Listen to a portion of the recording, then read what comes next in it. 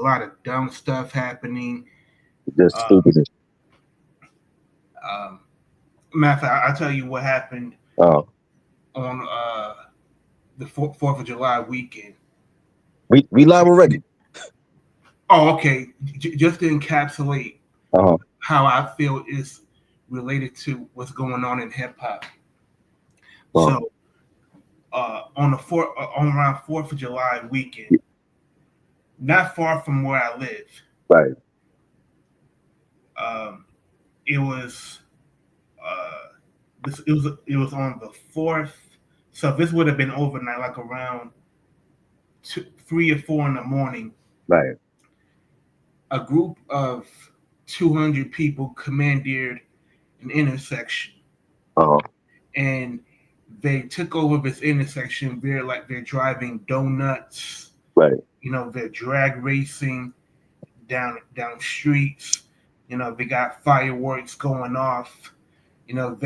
They're lighting cars on fire. They actually a group of people actually lit a car on fire, and That's they even uh, took over an entire city bus. They right. jumped on the roof. They uh, they uh, they Salute. actually uh, uh, slid. There's a overhead compartment where they opened it and actually took over the entire bus, terrorizing passengers. Uh, And I feel like this kind of savagery and antisocial behavior is similar to what's happening in hip hop, where there is so much, uh, there's so many right. antics and gimmicks to get attention that it's like the OK Corral. Like you got Nicki Minaj, making entire Right. Instagram posts, castigating Jay-Z as an anti-black, anti Kamala Harris charlatan. Like she made it seem like he positions himself to uh, be for black people, but he's actually Trump, something to that effect. And That's wow. she really went in on the CEO of Rock Nation. I think her name is Desiree Paris, and called her a federal agent, and pretty much went on a entire rant saying that Jay-Z owe her $200 million Crazy. over her. What? But yo, I feel like the Nicki thing go back to when let's go back to when Jay decided to make Kendrick the Super Bowl halftime performance, and she was rallying for Lil Wayne to to get to be a performer. But I mean, we talked about this. Like Lil Wayne got hits, but he doesn't have the hit records necessarily for that Super Bowl audience. You can't do a joint like prostitution slang or lollipop for the Super Bowl. You know what I'm saying? He don't have those. To me, he don't have those songs for the Super Bowl, and he would have to like do like a maybe like a minute a piece for like different songs, and then bring out somebody else with him. You know what I'm saying? But like, see, Nicki herself got the songs. She got Starships. She got Your Love. She got Super Bass. You know what I'm saying? She got the hits that she can do a Super Bowl halftime show. I feel like all of this is going way back to when Jay-Z made the announcement that it was gonna be Kendrick and not Lil Wayne, and she was in her feelings about it.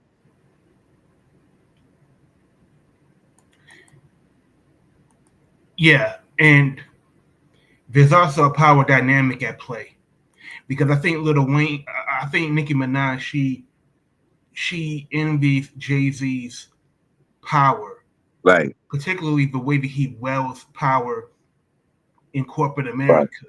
Because Jay-Z has this working relationship with Roger Goodell to uh, to help put together the Super Bowl halftime show. Right. She like he can greenlight certain acts to be halftime performers, and seeing that it was Lil Wayne's dream to always perform in New Orleans, Right. Right. Lil Wayne embarrassingly pled his case to be the halftime at uh, last Super Bowl, and I think ever since then, Nicki Minaj has been she's never been not obnoxious, but she has ramped up her obnoxiousness, to uh, to castigate Jay Z. Right. But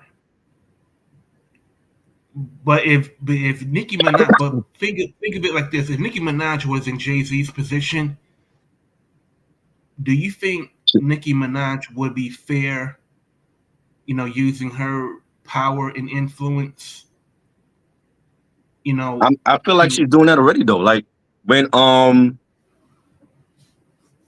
you know was it last year or year before last? When she was hosting the VMAs. I think it was last year. I want to say, and she came off really diva-ish and I'm the queen. I don't want to hear about nobody else. Don't even mention Cardi or Megan to me. I feel like she's been acting like that for a couple years now, right? Especially since she married a child pedophile or whatever, pedophile offender, and when she got the backlash from the media about that, she's been on this tirade. You know, I don't know. It's almost like she don't want nobody judging her husband, but nobody told you to marry a registered sex offender. You know what I'm saying? So it's like she's mean spirited now more than ever. And there's like clips. I seen a clip where she's doing a live stream and somebody said something to her and like she cursed them out. You know what I'm saying? And it's like let's face it, like she had a run during the 2010s. Like she had a run, like maybe 6, 7 year run after Missy left because of her sickness. There was nobody that was out that was touching Nicki. Nicki had her run for a couple years, but she have competition now. Like you have a Doja Cat, you have a Doshi, you have Sexy Red, you have Glorilla, you have Megan, you have Cardi. Cardi seems to be like her arch nemesis. There's a lot more young female artists out now than there was back when Nicki was out. Even when Remy came home, like she couldn't deal with Remy. You know what I'm saying? Remy put out the Sheetha joint. I don't even remember this song that Nicki put out against Remy. You know what I'm saying? And if she couldn't deal with Remy, and mind you, Remy ain't dropped shit since she's been out of jail, other than the collab album she did with Fat Joe. She hasn't put out no album at all since she's been at home.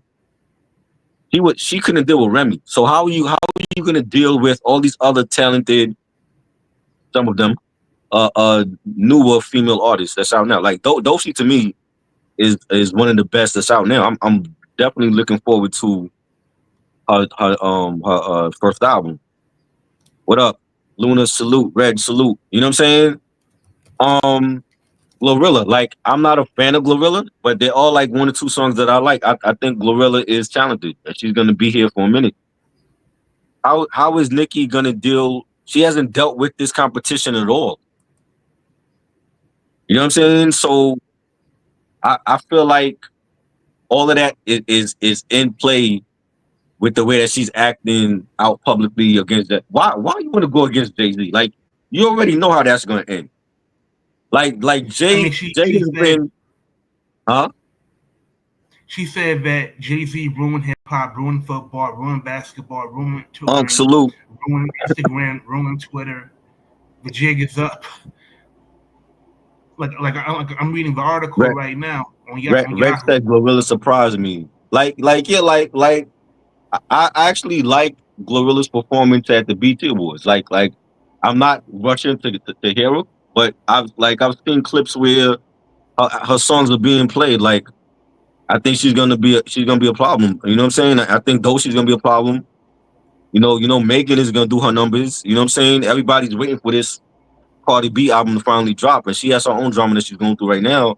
But all of this goes into play with the way Nicki has been for the last couple of years, and you going at Jay-Z is not a good look, especially if there comes a time when you ever want to be considered to play at the Super Bowl halftime show. You know what I'm This is what saying? she tweeted. This is what she tweeted yesterday on Twitter. What did she say? Quote, so let me get this straight. Y'all so-called black savior Jay-Z has a Hispanic CEO who was pardoned by President Trump. Interesting. So does that mean Desiree Perez isn't a Democrat? Black people, I thought y'all hate all Trump supporters. Wait, did Jay-Z ever campaign for Kamala? He's benefited so much from the party. When President Obama gave a speech about quote unquote brothers, why didn't Jigga Man come out and strongly campaign for the Democratic Party at that time? But if she has an issue with the government, why not run? Put your name in the hat, Nicki. You have a fan base. Why not run for Congresswoman or something? Like you putting that out there on Twitter. What is that? How is that helping us? She also continued to write, could it be that y'all have all been hoodwinked? LOL. Woo wee. That was so kind of President Trump. And that was so kind of President Obama to passionately go out and campaign. But what did Jiggaman do to help y'all win the election? He's above speaking out to help his party, or was it not his party? Is it just about who can benefit him and Desiree Perez at the time? Oh, black people, it looks like the Jiggaman and Desiree played y'all again. So LMFAO, the jig is up. so is this more about Jay or is this more about Trump? Because I'm confused because you're throwing in Trump and everybody else in this rant on Twitter. I don't understand because Lil Wayne, didn't he get pardoned by Trump? Pardon for what? What did he I'm, get pardoned for? I can't recall the details at the time, but who? But You mean when he was over here in New York City in jail, mm, or is it something else that I'm missing? I may be misspeaking. Uh, uh, yeah, it may not be in Lil Wayne, but bottom line, like she's spiraling because what does this have to do with the price of tea in China? Right. Like nobody looked at Jay-Z as somebody that But is going to. oh, Jay Luna said guns for Wayne. I believe Trump helped him with that. I didn't even know that. I didn't even know because I don't follow what Little Wayne do at this point. I'm already like over Weezy, so I don't even follow what he got going on. I didn't realize that though. Okay, well that makes sense then. What she's saying. So she's ranting about Trump and Jay-Z's and is caught in the crossfire. Uh, I don't. What you think about this? I don't really care about Nicki at this point. But if anything, what do you have to say about this?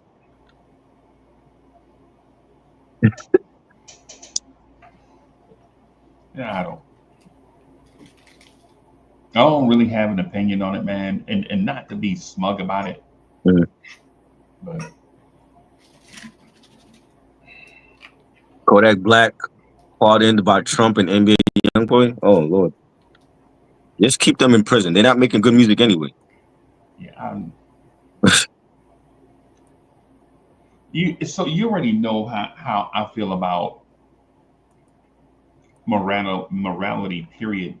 Uh, Right? Like for me, don't play on our community's sympathies after you get put in a bad spot when you abuse our communities to get to that bad spot.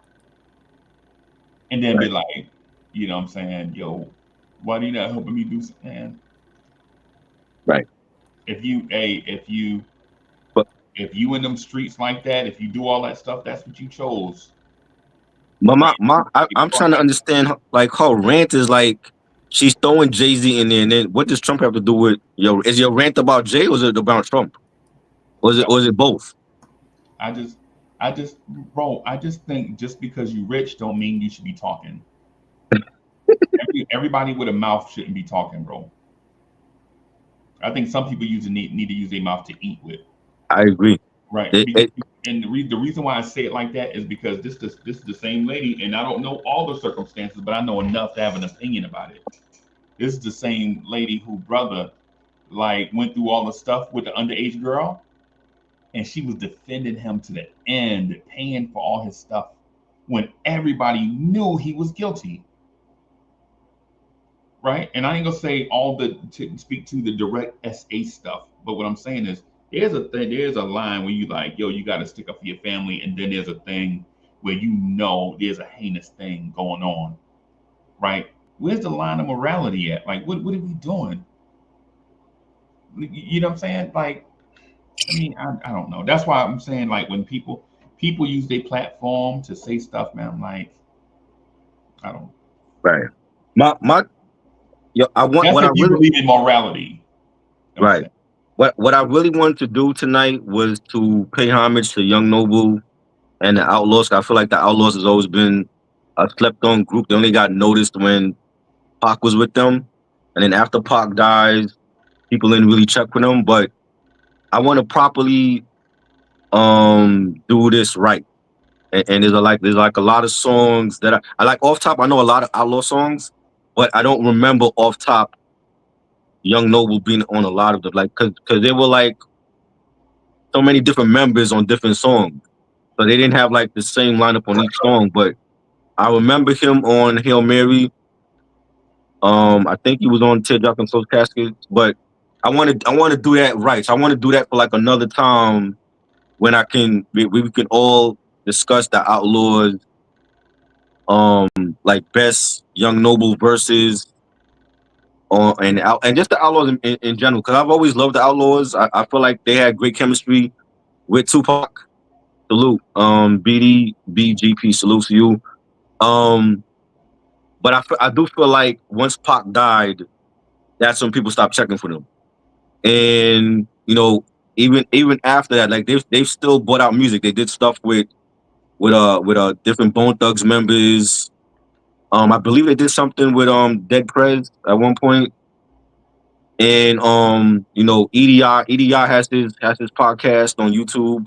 I watch it all the time. He has like great stories of different times with Pac and the Outlaws and I've always felt like they've been overlooked because of Tupac, not being around anymore. But like I actually got to see Hussein Fatal, rest in peace. I saw him live in concert, and like right before he had that car accident, and he was dope. You know what I'm saying? And people forget like they from Jersey. You know what I'm saying? And a lot. When you look back at it, like a lot, some of their members are no longer here. Big Sight, Gaddafi, Fatal, now Young Noble. You know, and it's just a shame. You know what I'm saying? It's a shame to see how far they came with Pac, and then like in the state of the group now. I think Napoleon that went to Saudi Arabia. He became a It's Muslim. Huh? He converted to Islam. Right, but he moved to like Saudi Arabia with his wife and his family or something like that. He left the music And industry yeah, altogether. and you got Storm. Remember, Storm was like the female member. Like I haven't seen Storm in forever. You know, Castro, same with him. You know, EDI is really like the one that's still active. You know, it was only him and Noble that's like really bringing out music. You know what I'm saying? But you know, rest in peace to Young Noble. He was definitely one of my favorite members from the Outlaws, and you know, he will definitely be missed. You And know, I want to do that right. You know what I'm saying? Like I said, we can name like our favorite Outlaw songs now, but I want to like properly you know, pay homage to the Young Noble and the Outlaws in like a different live stream. You know what I'm saying? like if you It, look it at it'll give me more time to like go through a lot of their songs, like because some of those like verses I don't even remember from Young Noble, but I definitely want to go through like the stuff with Pac and you know what I mean? I mean, if you look at the trajectory of the Outlaw's career, think Yeah, of like imagine if Jay-Z would have passed away around the time that Hard Knock Life 2 came out. right. What would have happened to Bleak, Beanie Siegel? Imagine if Eminem would have passed around the time of the Marshall Mathers LP or the Eminem show. What would have became of D12? You know, imagine if uh, DMX would have passed early, Yeah, or Nas would have passed early. Like that's what So the Outlaws, not being able to sustain a career after Tupac's death, that could happen. I agree. That could happen to any great rapper when they pass early, and We got like a lot. I just want to say we got a lot of Outlaw supporters here. I've never seen that on any live stream. So I'm gonna invite somebody that I dropped the link in the chat for people that fuck with the Outlaws. Like they could come up and you know they want to have memories of the Outlaws or your favorite Outlaws songs or albums. You know, so we got Big 400. What up? What up with you, bro? Let's get a You salute. know, I'm a big pop fan, right? Okay, So I know when everybody came in and what their position was. I know what right. Fader was. I know everything. I know what Gaddafi got killed. I know like I followed the Outlaws, bro.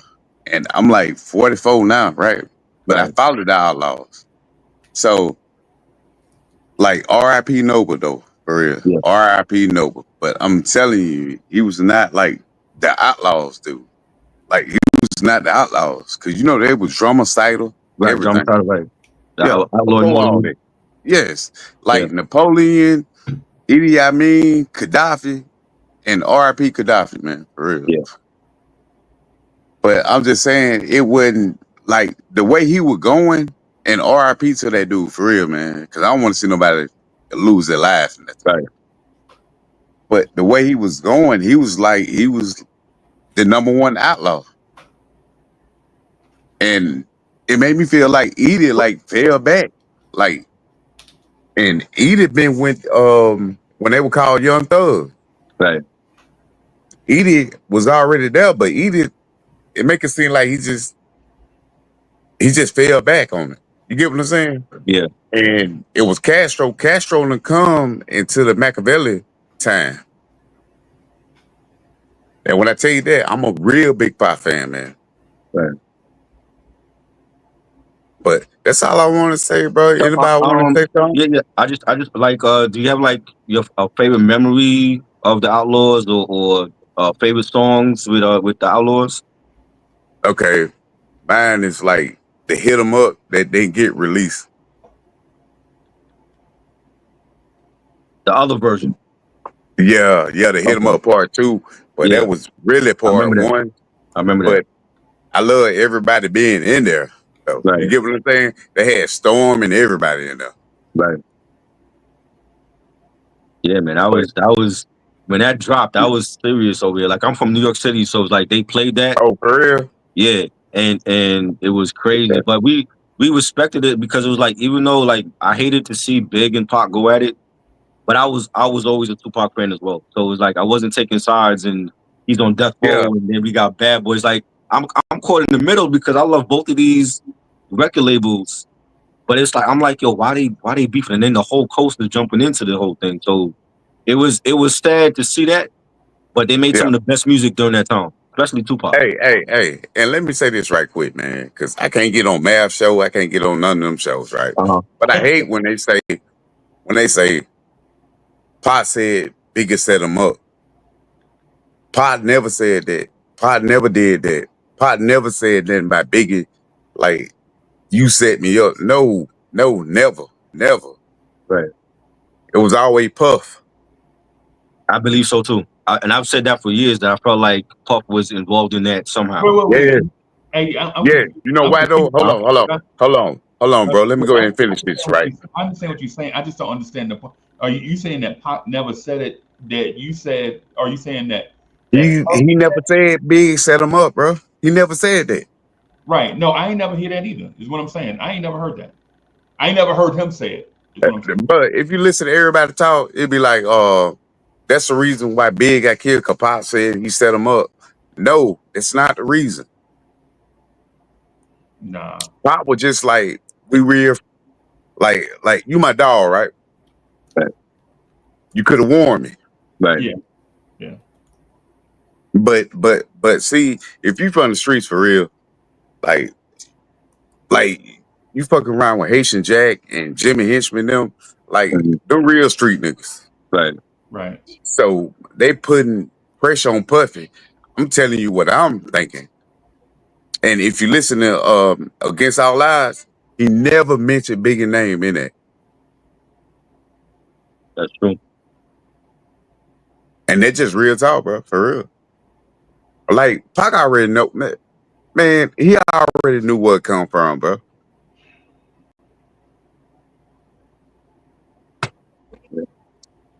But I'm gonna let old boy, I'm gonna let you talk, bro. Go ahead, bro. Yeah, well, Unc, what you wanted to say? Nah, the one thing I know, and salute to Rockabash and Big 400, man. Salute, fellas, man. Absolutely. What I want to get at, man, is even though if you I don't care if you in the street, you from the street, you adjacent to the streets, you know how the street go is they ain't supposed to be kept silent, but you know the streets will talk. Yeah. Right. You know the streets will you'll hear something. That's how you survive. Right. And so to hear like these things, like, you know what I'm saying? Like the thing with, to me, the thing with Pac is this. I think Tupac probably would have carried our culture for the next 40 years had he survived. Okay. That's what I think. Okay, me too. Me Right. too. That's what I think. I think he would have carried the culture. Right. Now, the thing is though, with the thing about Pac is if you really a Pac fan, you know how the stuff with Pac go in like circles, like cycles. Like Pac could be here, like he'll be mad, do a thing, and then after a while he'll double back, and then it'll be like peace, peace, peace. You know what I'm saying? Let's do, you know what I'm saying? Let's squash whatever. Right. My thing is though, when Pac life on the line and people know and love Pac, how nobody kind of protect Pac like that, even from the street. I mean, we already know what it is, right? We already know what the thing is with Pac, and we kind of know what it is with Big, even though we don't, you know. A thing, man, with, and I know this is about the Outlaws, right? I know it's about the Outlaws, right? But my thing is with Pac is before that you can tell he was making the wrong enemies fast. I mean, he was making enemies with the wrong people fast, right? the thing is, these dudes, man.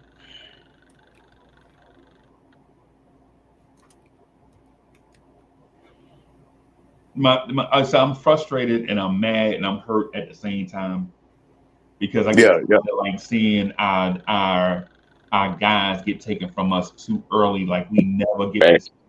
Yeah. we never get to see these flowers blossom, man. We never get the fruit. We never get to reap the reward of somebody in their greatness because they always get taken from us too early. Facts. Right. That's my part of it. As far as the Outlaws go, I ain't gonna sit up here and say that I'm an Outlaws fan. I barely listen to them, man. Yeah. Right. And it's nothing against them. Yeah, yeah, Yeah, facts. like I say to try all the time, there's so much music out here. It's impossible to listen to, impossible to listen to it all. Especially when the Outlaws came out, there was so much hip hop everywhere, right? But what I do want to say, what I do want to say though is, um, salute to, the Outlaws, and salute to the fans of the Outlaws that hung around all these years and still carry on their legacy, right, and push their music forward, right? Man, Tupac, man, next year it'll be 30 years for Tupac, Mhm. and we still talking about Tupac right now, Right. right? And I'm from Jersey, so try already know how I feel. Oh yeah, You know what I'm definitely. saying? So you already Oh, know. you from Jersey? Yeah, I'm from Jersey City. Oh, okay. That what's up, man. Yeah, yeah, man. I'm Yeah. from Alabama, man. The South, man. We love Tupac, man. Salute, salute. Salute to Hey, Alabama. I was stationed in Alabama at Fort McClellan for a minute. Fort McKellar.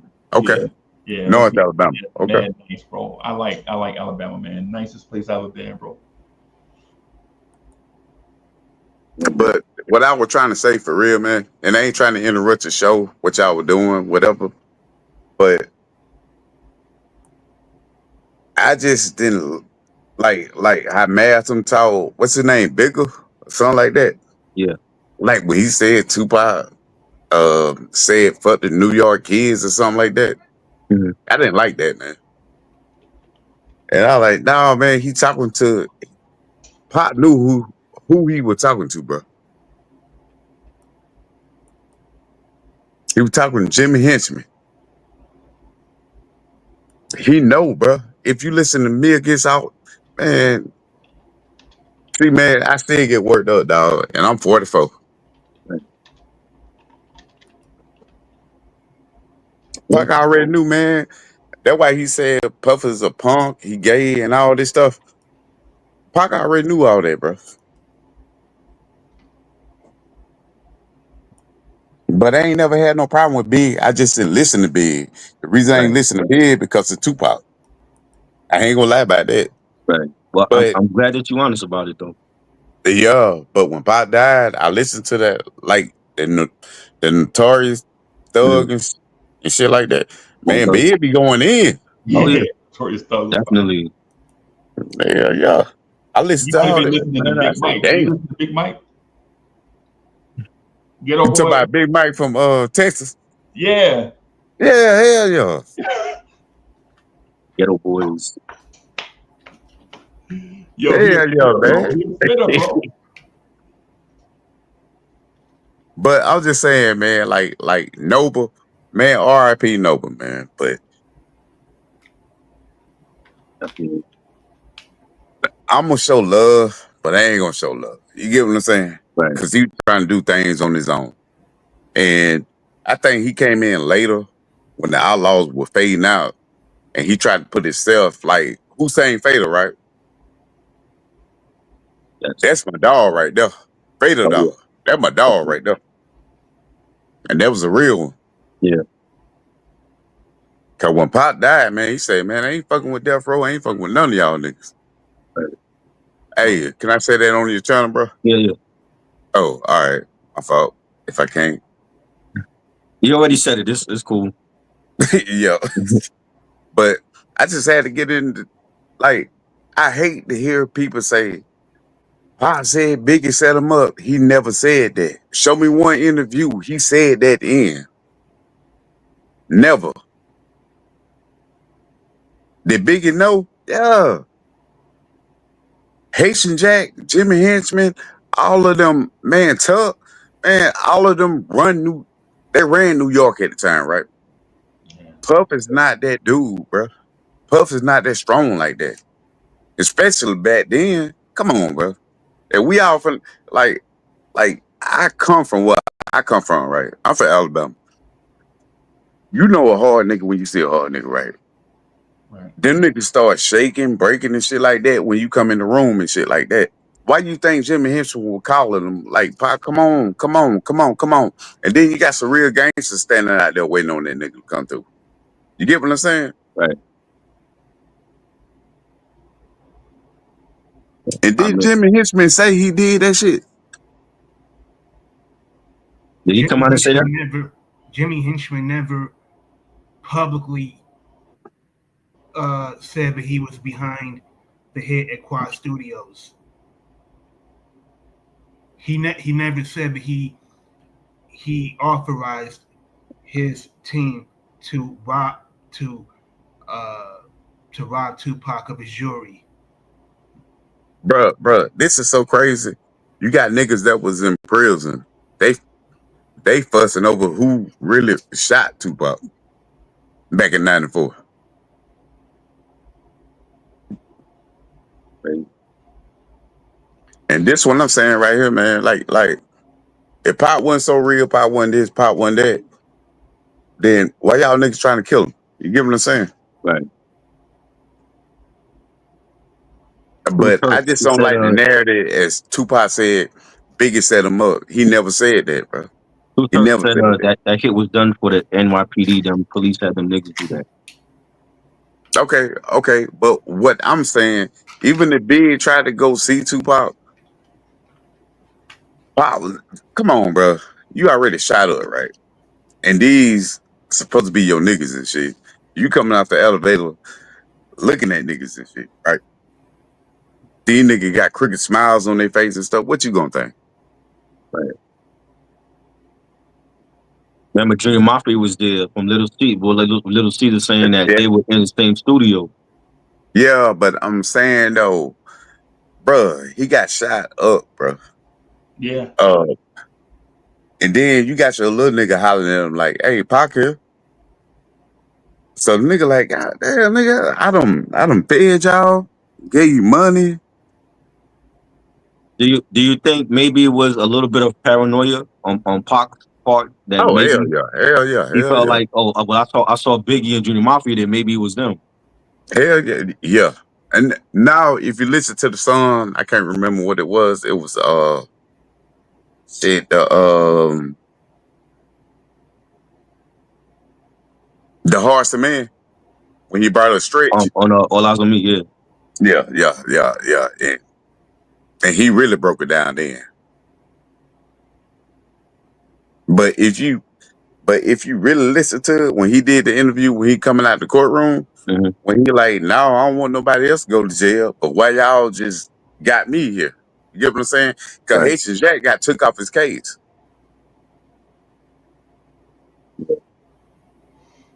So what, bruh, if I really didn't do nothing and you don't jump on my case, not everybody just on me. That's paranoia. For real. Yeah, I'm a big 400 man. Yo, I'm glad you said that, man. But I want to say this though, like and I'm not saying that I'm in the streets because I'm not. I live my life trying not to be in the streets. I'm trying to do the opposite, right? Right? Right. But we taught like as little kids when it's street beef, bro. If it ain't got nothing to do with you directly, then stay the hell out the way. Right? Because Yeah. the thing is because if the people with Pac see you doing something with them, now you got beef with Pac and them, right? And if you Junior Yeah. Mafia and you see Junior Mafia helping Tupac, now you got beef with the shooters. You know what I'm saying? And now Facts. you in the middle.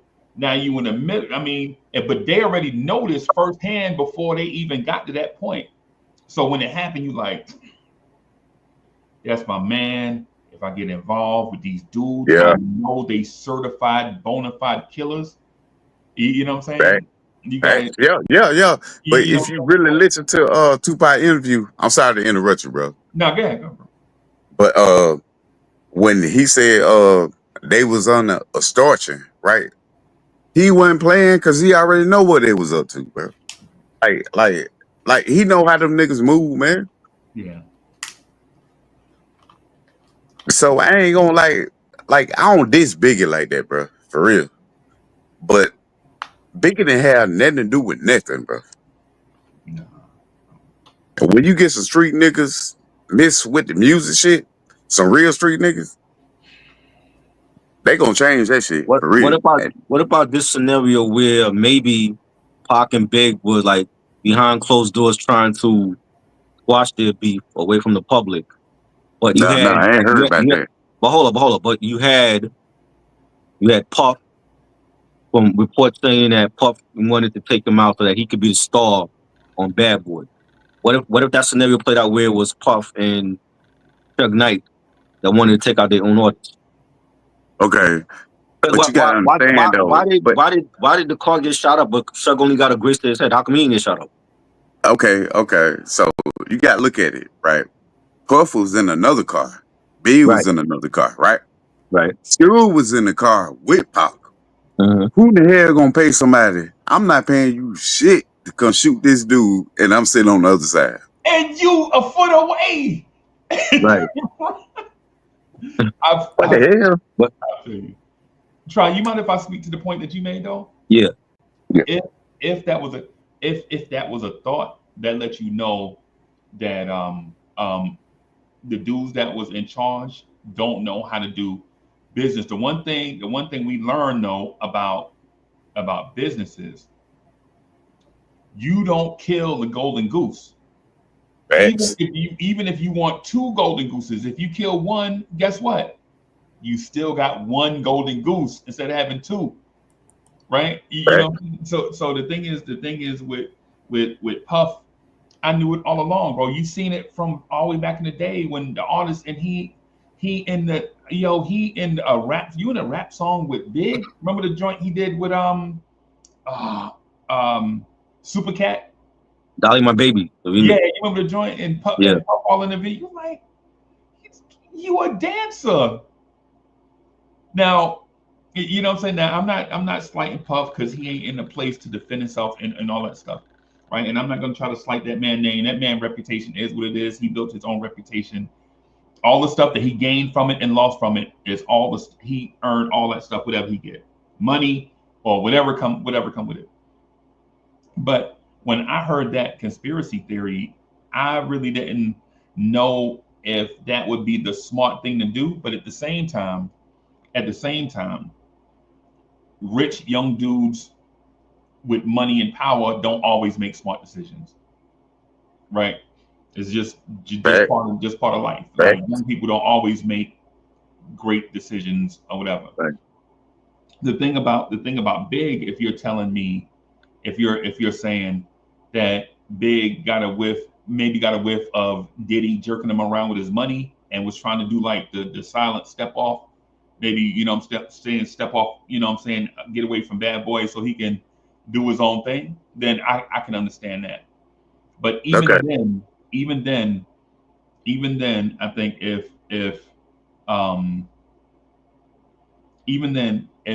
Puff would have whispered that to somebody, I think somebody would have whispered that to Big.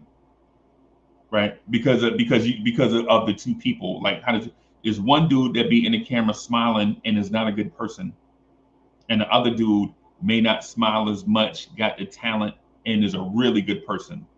Right? Like the people that know Big loved him not because he had talent, because he was a good person. Yeah. You know what I'm saying?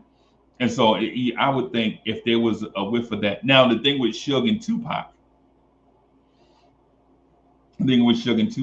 you saw a trail of like bodies and stuff, and you knew Tupac and Suge wasn't going to end well. Even when you saw them together in pictures, you was like, that looked like an odd couple. Yeah. But bro, I'm saying, you've been stuck in prison, right? no East Coast person help you out, no nothing, right? You got the West Coast dude, and Pop been on the West Coast for a minute, Right. even though he was in the Bay, but he was on West Coast. And he came and got him. Right. If you remember the loyal album to Against the the World, when he broke it down to the old school, look how he gave love to all them folks, man.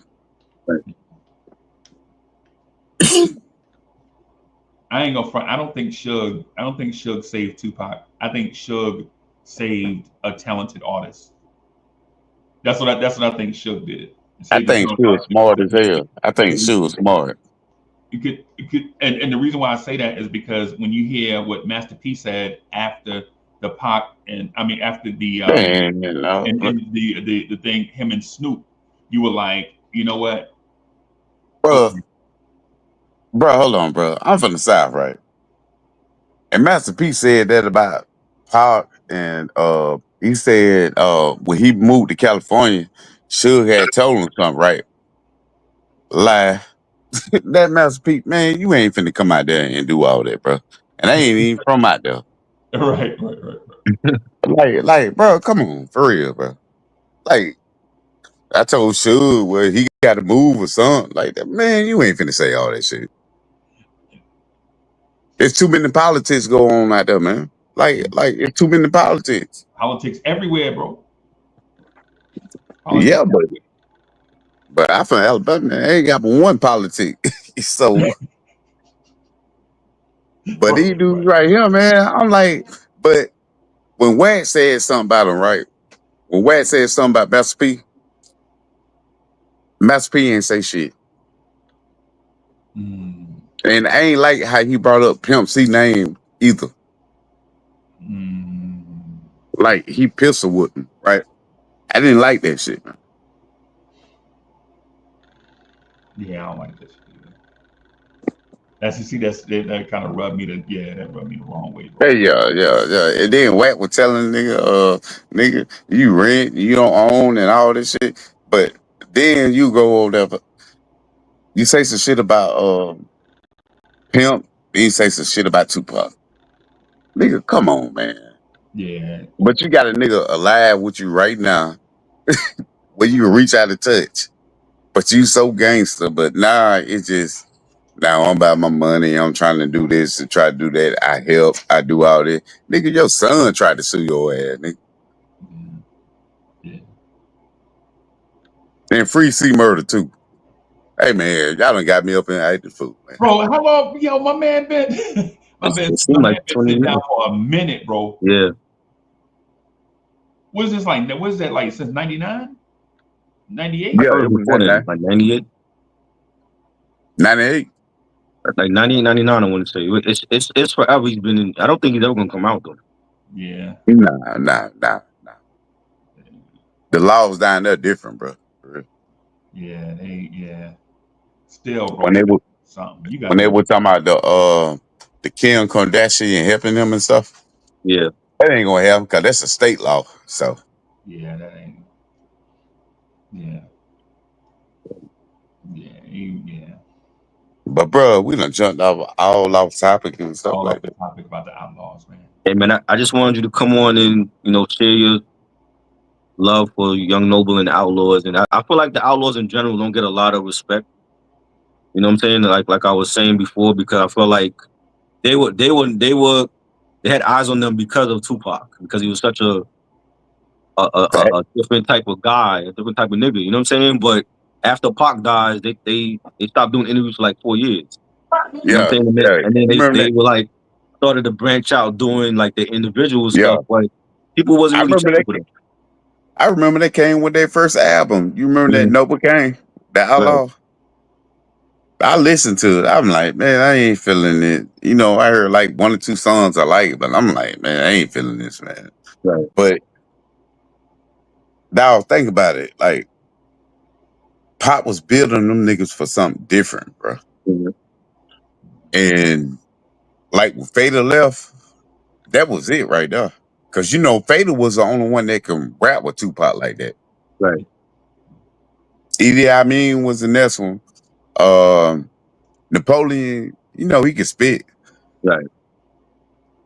But Fatal was like the one, like, So why he left though? because Pop told him not to sign with Death Row. And he said that shit. And he said that's why he stopped fucking with them dudes. That's why he left though. But I got a question for y'all, man. Can y'all hear me? Yeah. All right. Bruh, if we died at 25 or 24, right? What would our legacy be? Think about when you were 24 or 25. What would everybody think of you as? Right. But look, when Pop died, he died at 25. Yeah. And they got him as he was too smart, man. Because he wasn't supposed to be him. Yeah. Right. Okay. Thanks. Okay. No, And this is my first time over here. This is my first time over here, but I'm gonna subscribe to you, bro. Yeah, definitely subscribe. We come on every Wednesday night live 8 p.m. and we this is for the culture, man. This is what we all about. Yeah, But man. this your first time coming here? Yeah, this is my first time What's coming wrong over with motherfucker? I thought your ass was a No, I said like your salute ass to was all a the damn Outlaw fans. invite. I haven't seen this many Outlaw supporters at all, so I'm like salute to you all, man. Yeah. I thought you was Yeah. an invite, bro. No, bro. I love the Outlaws for real though. But I just be trying to set the record straight, man. How you like hip hop though? You say what? Hip hop, all hip hop. How you like hip hop? I think Jim Jones need to calm down. He's tripping. Look, bro. I'm the biggest Dipset fan, bro. Cameron, Santana. Mm-hmm. I like Jim in the background, right? Wow. Bro, leave that shit alone, bro. And you coming in Nas? Come on. Crazy. Come on, bro. Come on, bro. I ain't gonna front. Jim Jones need to smoke a Newport, bro. He need to go outside and smoke a Man, Newport, bro. Bro, I'm just asking though, for real. I got Jim first album when it came out on my way to church, right? Yeah. I like one song on there. Oh. Wow. It was Cameron on there when he was doing the chord. This is Jim Jones, he ride on wrong. Y'all better leave him alone. Jim Jones, I don't like you like that, bro. For like I like Capo in the back, bro. Yeah. Right. And that just being real, bro. Cause I'm Dipset for real. Like Hell Real. Mm-hmm. He's dope. That man, hell yeah, man. And when he went to True Life, I was listening to him. I was like, hell yeah. Yeah. That was hard. What my boy, Writer's Block, J.R. Ryder? Oh, J.R. Ryder, yeah. Hell yeah. Man, come on, man. Man, even when they went at Nas back in the days, bro, like Jim just get on there and talk. Yeah. But Joel was spinning that shit though. Yeah. Oh yeah. So what you think about the Jim Jones and we talked about this like Jim. I feel like Jim is doing this for attention and to get eyes on his album and all that. But going at Nas is the wrong thing to do, because they tried that before when Dipset came out with that first album, and they going at Nas on "I Really Mean It." And Nas, that was hard though. That was hard. He could have obliterated the whole Dipset if he wanted to. You know, hold on. He was catching it. He was catching it from Dipset and State Property. Remember, he had beef with the State Property cats, and they went on Hot 97, did that whole freestyle, and they were going at him and the Braveheart. Okay. Yeah. Okay. Bruh, when that ether dropped, that shit was over with. Yeah. Am I lying? It was over for Jay. I believe that Jay lost that battle. Yeah. I want my boy to say this right here. The one with the hoodie on, the hat, Yeah. the scully. Uncle Freezy. Yeah, I want him to say it. When Nas dropped it, that was over with, bro.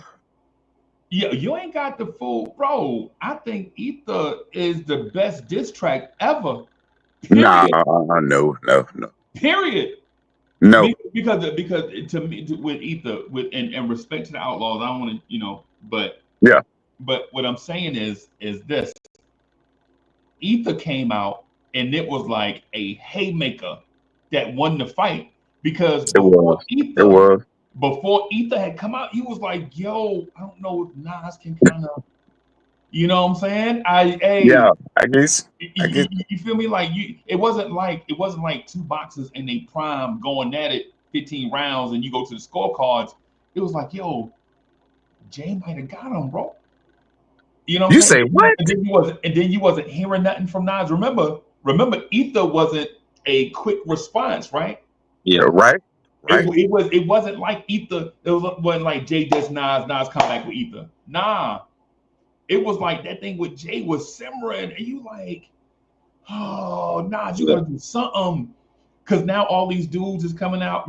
Remember when this happens, there's other dudes stepping into the game, like you hearing like Ja Rule on the radio, or you this dude coming out, and it's like all these dudes is coming out, and you like, yo, whatever. It happened to the best of them, man. You have your run, you know what I'm saying? You fade away in the sunset, whatever. You know what I'm saying? But then Ether drops. Yeah, it dropped. And then you like, not only is the song fire, but hey, bro, I'm not even from New York, bro. We was in Alabama bumping that shit, man. That's what I'm saying. That's what I'm saying. Try, you feel me? Like you remember like the couple months in that time frame where you ain't really heard no hard nut from because Nas? it was like, yo, remember Jay was at Summer Jam and he did that. He Yeah, did the takeover at Summer Jam without Michael Jackson. Okay, and they let me tell you this. Prodigy. They showing Prodigy ballerina pics on the big screen. yeah. But let me tell you this though, that takeover, Jay really broke down Nas for real. He really like got into him. But when Nas hit that Ether, we didn't want to hear no more from Jay like that. That was a haymaker. That's what I'm saying. I thought, and I love. But when he swung hard. I swear. He did. Yeah. Man, I ain't trying to interrupt y'all channel, man. I just had to pull up, man. I heard y'all talking about the Outlaws and no doubt. Pop. I appreciate it, man. I appreciate you being on here. You know what I'm saying? And yeah, man. I'm already subscribed right now. So definitely check us out every week. Also subscribe to Uncle Freezy's platform, Robs and stuff. We also on there. You got to drop it in the chat, bro. You got to drop it in the chat. You know what I mean? I'm gonna definitely drop it in the chat. Unc, you could drop the link in the chat with him and catch us on there. And Computer Blue says Ice Cube No Vaseline had a bigger impact back in the day. No. You disagree? No. Nah. I mean, I feel like No Vaseline could be easily top 2, top 3 all time. I mean, for Ice Cube to take out NWA top 5 by itself, it's top 5 now. Top 5. Yeah, see, but the thing, No Vaseline wasn't a single, right? It wasn't it was the last song on to me. I think Death Certificate is a top 50 hip hop album of all time. Oh and yeah, I know I love Cube, right? I know I love Ice Cube. I ain't gonna. I think Death Certificate, for everything from the album cover to the intro all the way through to No Vaseline, everything was fire, right? Everything fire on No Vaseline, right? But no, Cube going in though, for real. Yeah, he don't even. But what I'm saying is No Vaseline is like the last song on the joint, and it's the last song on the joint for a reason. The reason why it's the last song on the joint is because Ice Cube wanted to showcase what he can do without these dudes, and then he like, oh yeah, I ain't forgot. Remember the intro to No Vaseline?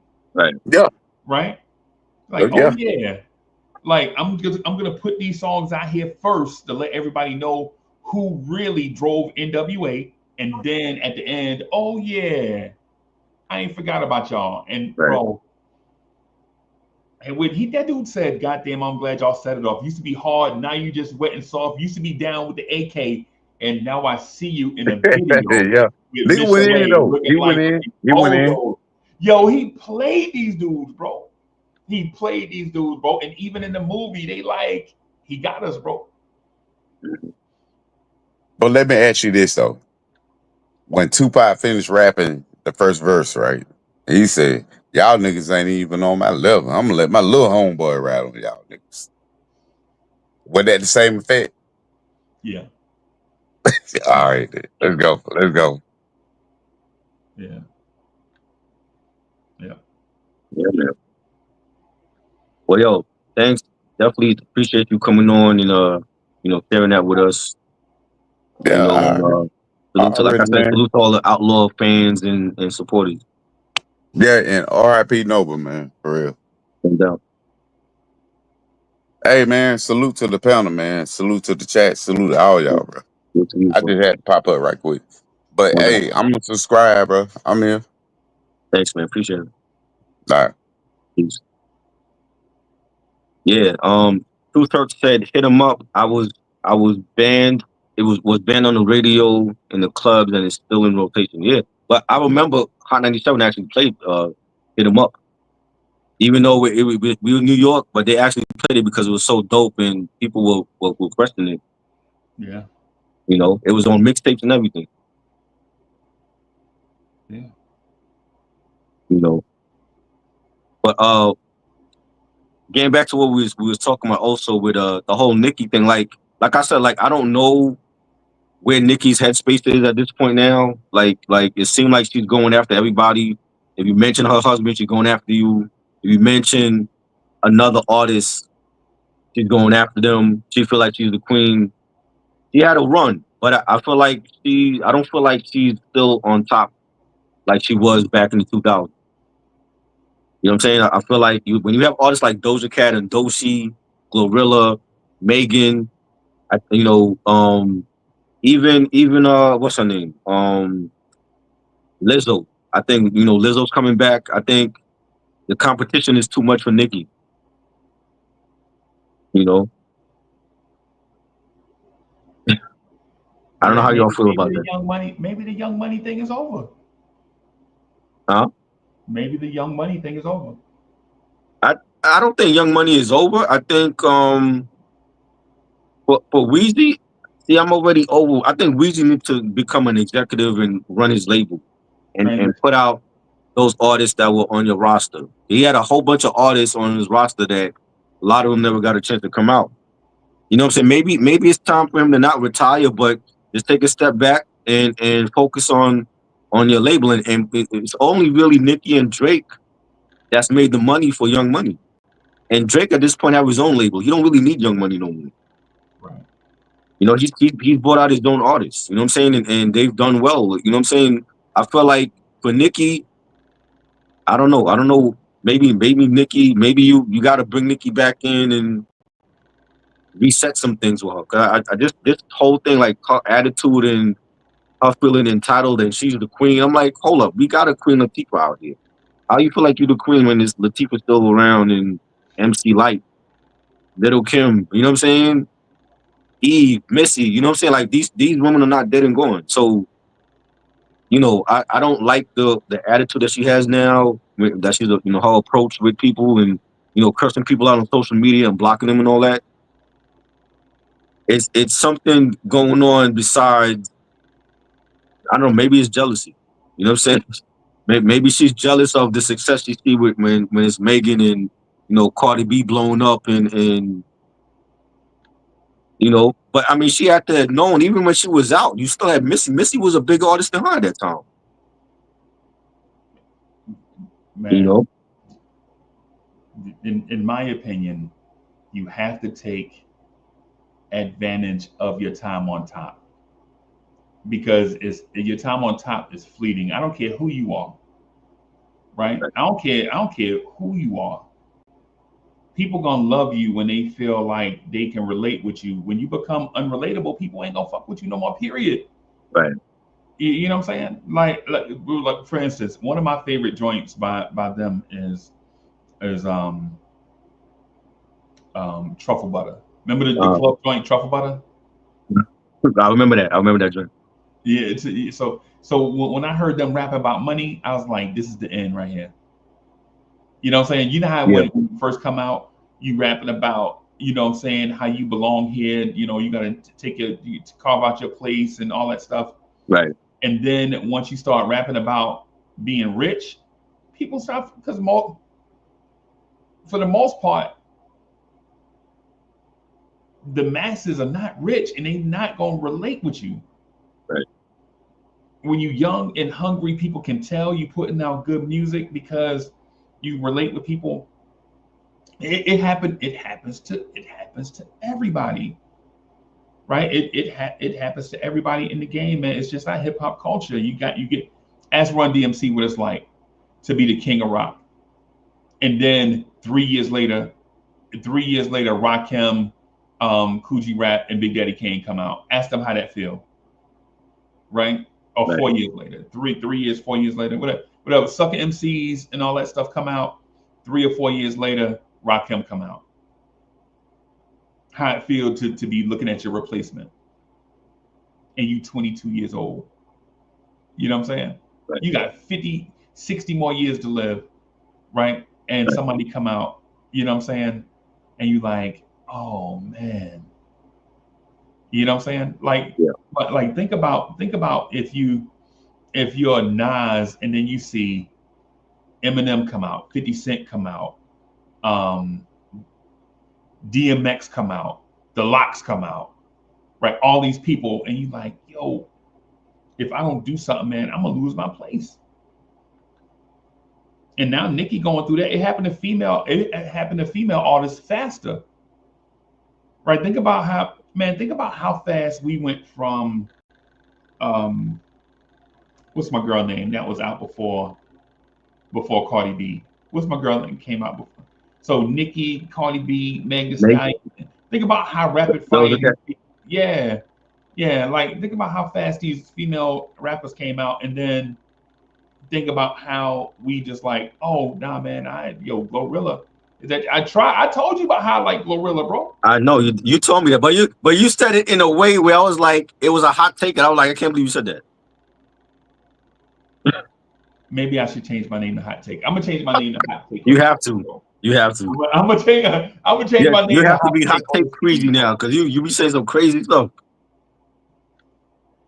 Okay. I'm gonna change my name to Hot Oh Take. my god.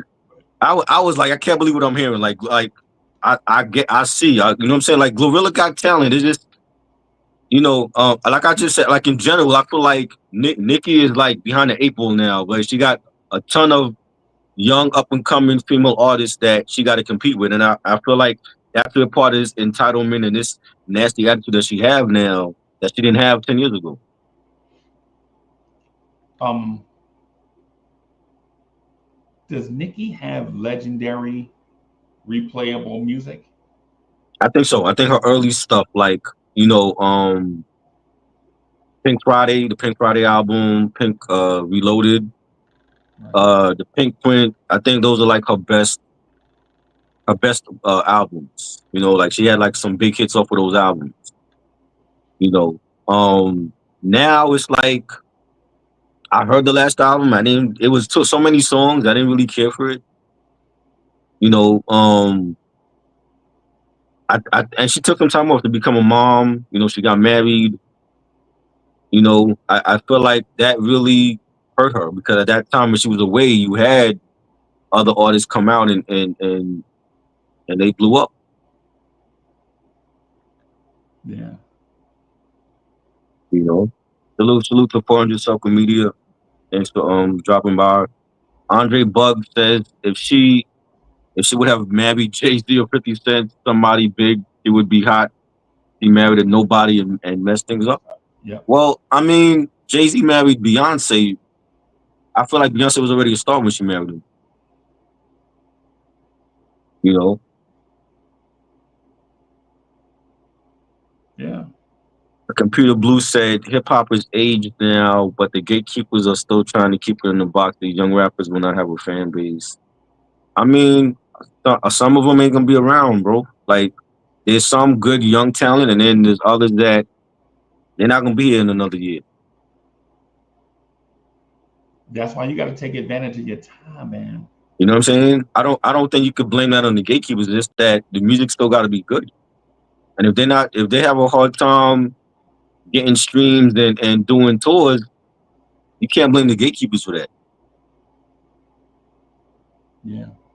You know.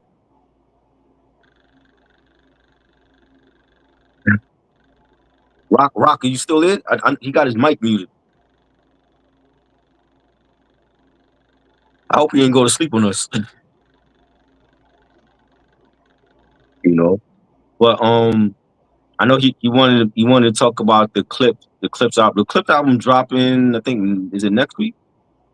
Or is it Friday? I think it's either Friday or next week is coming out. I'm looking forward to it, bro. I'm looking forward to it. You looking for? Yeah, definitely. Because I know they've been doing the rounds and getting doing interviews, and you know, I saw an interview they did with Popcast.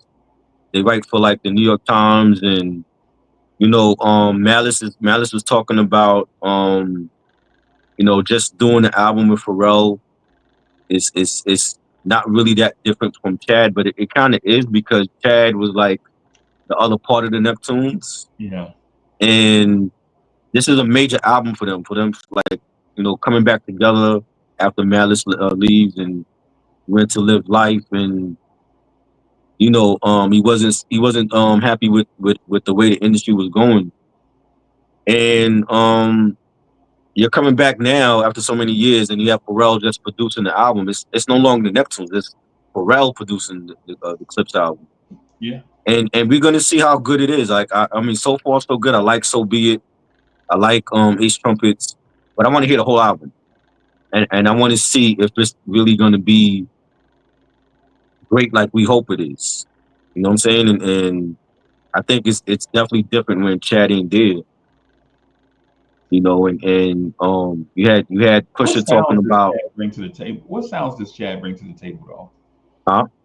Like what sounds like production sounds do Chad bring to the table? Well, Pharrell? No, not Pharrell. I know what Pharrell brings. Pharrell's gonna bring that New Jack, that kind of right, thorough Norris sound. Right. But I'm not saying Chad is bad, because I like Chad. I'm asking, like, why would it be different if it's just? Well, I mean, because like Pharrell, you know, Pharrell can go in and out of different lanes. Like he can do stuff. He's done stuff. He can do stuff for like Miley Cyrus. He can do stuff for, you know, Ty Dolla $ign. But when you're producing a whole Clipse album, right? Like the last album they came out with was Till the Casket Dropped, but that wasn't all Neptune. They had like other producers. The last full album that they produced was Hell Hath No Fury. That was like what, 2006, 2007. Okay. But that was the Neptunes. That wasn't just Pharrell. So you're missing that input from Chad. Right. You know, like the Neptunes. When you think of the Neptunes, they, like all the many hits that they have for Justin Timberlake and, you know, Britney Spears. You know, so many Khalees. That was both of them, right? So you're missing an important piece. Now it's all on Pharrell, and if Pharrell don't deliver, what is that going to say about him? That's a good question. You know what I'm saying? So it's like this is a major release on Mass Appeal. This is through Nas, and they've been promoting this like crazy. So if this album flop, is that on them or is that on Pharrell or both? That's the same question I had when we were talking about Nas and Primo. I'm like, yo, if Nas finally dropped this album with Primo after 30 years that we've been waiting for this album, and they don't deliver, is that on Primo or is that on Nas or is it on both of them? And I think it's to your point. Let me do. I'm gonna rinse the Nicki stuff off of me, right, from the Nicki conversation. And Right. the reason why I have to do that is because I don't think the Clipse are in that same category. Right. I don't think Nas is in that same category. I think if the Clipse, when the Clipse finally drop the album, and it may not be a commercial success, I think they can go back to the drawing board. While other artists, if they do they do a swing and miss, put all the eggs in one basket and they miss, that might be it for them. They got to start doing podcasts and shit. Yeah, but where does that leave? If it's not if the album flops, where does that leave Malice? Because Malice was done with the industry. He decided to come back and do a reunion album with his brother. But Yeah. Pusha T could still do his solo thing. He's a solo artist at this point. Right. Yep. That's what I'm saying. Push. So Push is still relevant, right? Right. And so I think, to be honest, as long as it's a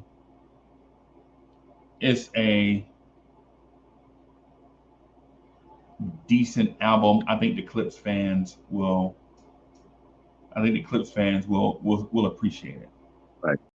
The fans of hip hop will appreciate it. Oh yeah. I think it's gonna be a dope album. At this point, I don't see Pharrell failing. I think Pharrell will give us a dope ass Clipse album. And I'm looking forward to it, you know. But you always gotta think, like, what if Chad was there? What, you know what I'm saying? Would it be a different sounding type of album? You know what I mean? But to me, they always gave the Clipse like their hardest production. You know what I'm saying? Like Right. Lord Willin', Hell Hath No Fury, two classic albums from the Clipse that they have like some of the hardest Neptunes production on them. You know? In my opinion, as long as they don't try to recapture something from the past and just do what's hot, right? Stay true to themselves. Right. Right now, I'm not talking about selling out. Like, I'm not talking about trying to change their sound. Right. What I'm saying is, as long as they put out some hot shit, I think we good with the Clipse, because we know what to expect. We already know Push when we talk about coke prices in the first verse. Yeah, we already know. Yeah, well, I mean, the first track starts off with them paying homage to their parents, their mom that passed away. Yeah. And they talk about that, and so they already setting the tone with like they're coming differently on this album, more mature Clipse. You know, so I'm definitely anxious to hear the album, and I mean we've been waiting for this long. We've been waiting. So I've been waiting since Hell Hath No Fury, because like till the casket drop, where it had some joints on there that I liked, but I didn't like the whole album. But Hell Hath No Fury to me was like probably my classic, and that's like 2006. I've been waiting since 2006 for like a really strong Clipse album. Okay. You know, I'm in the wait and see mode. Right. For example, I was waiting on the Drake song to drop, and I was man, I can't listen to Drake. I heard people talking about it. I can't listen to him no more. I feel like he's done. Like, I feel like Kendrick obliterated him, and there's no coming back from that. How do you come back from a slaughter like that? You know what I'm saying? How do you come back from that? It's gonna take a long time. He got to build his way back up. He can't just come. Drake is not a top 20 rapper no more. He got to build his way back all the way up. He got to start at the bottom.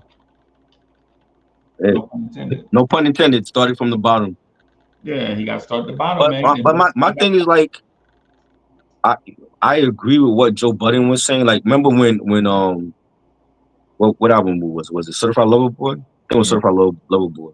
That was no. It was the other. It was the album after that. When the album came out and Joe Budden was like, "Yo, he's still doing songs for young girls, and he needs to do more mature content."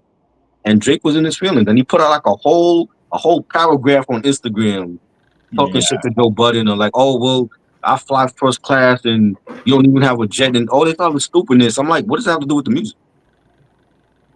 You know what I'm saying? Like if you can't take constructive criticism from a podcast, what does that say about you? You know what I'm saying? And I felt like he was coming at Joe because he gave us the same way Eminem came at Joe when Revival came out, and Joe was like, "Yo, I think that Revival is trash," and Eminem was like, "You didn't have to go public with it. You could have called me. You got my number." You know what I'm saying? So it's for me. I like Drake. I've been over Drake for years. I don't think he's making his best shit no more. Like he still have like big hits off of like crappy albums. Like View to me was crappy, but he had big hits off of View. You know what I'm saying? But having it like the early Drake stuff, I think that was his best shit. Like, thank me later, so far gone, take care, nothing was the same, his best shit. After that, it's like hit or miss for me. And I never put Drake in that big three. I'm like, who's making this big three and putting Drake in there? I don't think he's on the same level as Kendrick and J. Cole. I mean, if we talking album sales, yeah, he sells more than them. But if we talking about straight lyricism, I don't think he's on their level. Right. You know what I'm saying? And there's other MCs that we could put in that same conversation that would blow away. Be it Benny the Butcher, Rock Marcy. Oh man, come on, man. You know what I'm saying? Nems way better than Drake lyrically. Yeah. I'm a little bit more lenient with Drake. I felt like I was hanging there with him until I heard the Lemon Pepper freestyle. When I heard the Lemon Pepper freestyle, I was like, "It's not it." He washed. He's done. The beat is man. Listen, the beat, fire. Right. But what he was sounding, man, this dude sound like a Scrabble board. It sounded like he just put words on a piece of it. Like, yo, what rhyme with money? Yeah, right. It's fucking trash. You know what I'm saying? And the minute that the minute that you have a ghostwriter rumor come out about you, it's hard to shake that. It's over. It's over. It's over, bro. And his pen has always been in question since that rumor came out about it. Like when Quentin Miller was writing for him and all that. Yeah. You know what I'm saying? So it's like unless it would have to take something for Kendrick to do wrong, like an epic fail, for Drake to come back. And even then, I don't think it would work. I don't. It would have to be like, Kendrick. Like if some ghostwriters came out and said, "Oh, well, we've been writing Kendrick's rhymes forever," and it turned out to be true. That's the only way I could see Drake coming back. Like, okay, now we even. Yeah. You know what I'm saying? But I don't see it. It's like, especially now in this day and age with social media, and how you see how his own fans are turning against him. I think he like I said, he needs to take 2 years off, go to Hollywood, do some TV, do some movies, and then come back and you see where the climate is at in music. Yeah. Because he's trying to stay out there and like we don't see, but like we don't see what's going on. He's trying to like keep his name out there, and maybe his people are telling him to do that, but I think it's wrong. I think he overestimated the hip hop audience. Exactly. I think that's how a lot of people fall off. Exactly. Like they overestimate the hip hop audience, bro. Right. Sometimes you gotta go with. Look, Will Smith did it. He went away. He did Fresh Prince of Bel-Air. He did Independence Day, Men in Black, and then what did he do in 97? He came back with Big Willie Style, and it was a classic album. People were waiting for his return. That's what Drake got to do. He got to go away for a couple years. But he been away though, bro. Yeah, but he's still putting out stuff. Like we don't really hear from you. You mean go away and do something else? Go away to Hollywood and do television. Because remember, he's an actor. He did Degrassi and all that. Right. Go away to Hollywood for a couple years. Right. Make your fan base miss you. You know what I'm saying? Raise their kid, and then come back in another 4 years and see where the climate is in hip hop. See, but it didn't work for Nicki though. Yeah, but Nicki, look, that man that she married, that's gonna be a problem for her, because it seemed like everybody that got something to say about him, she's clapping back at them on social media, and it don't make her look good. And on top of that, you're not releasing great music. Right. You know what I'm saying? Like she feels like she's the queen and she's beneath everybody else is coming out. It's like, go collaborate, do a song with Megan. Do a song with Cardi. Do a song with Doja. With Doja. Is that the major formula though? Is that the major comeback formula? My thing is like this. Like, see, back in the day when we had Queen Latifah and Moni Love and Yo-Yo, it was a sisterhood. They all collaborated with each other. It wasn't at each other. And it's like she's going at all. She feels like she's better than all of these young up and coming female artists, and it make her look petty. Right. You know what I'm saying? She could easily call up Doja Cat and be like, "Yo, let me do a remix with you," or Doshi. How you feel about it, Rocco? I'm sorry. You can hear me? Yeah. I was having mic issues. Yeah. You good? I think Nicki Minaj lacks self-awareness. She doesn't understand that sometimes let your work speak for itself. Like there's a reason why you don't really hear much from Nas, Jay, Eminem when they release music, because they do not want to oversaturate themselves and they don't want to give the impression that they are above their audience. And that's the impression that Nicki Minaj gives me. Mm-hmm. She thinks she's above her audience. Right. I agree. And she's just coming off real angry and petty. And I feel like maybe she need to take a break also. Maybe, hey, go raise your kid. That's more important, raising your family. You know, you've done it all in this business. You know what I'm saying? She got accolades, you know, she have the big hit, you know, but going at Jay-Z, and I really feel like this is all because, you know, Jay never picked Weezy for the Super Bowl halftime performance. It's already over with. They're already looking at who's gonna perform next Super Bowl.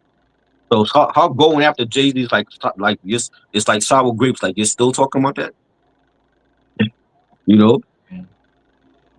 DSJ, what up? Oh, I just had DSJ here. DSJ, come back on again, bro. Computer Blue said when our MC sample those R&B classics, it puts that soul back into the track, like Ghostface does with the Thomas classics. I'm gonna tell you, I just listened to Memphis Bleak new album, Apartment 3D. It is phenomenal, and I never thought I would say a Bleak album was phenomenal, but when you hear like the beats on that and the soulful samples, it's a phenomenal album.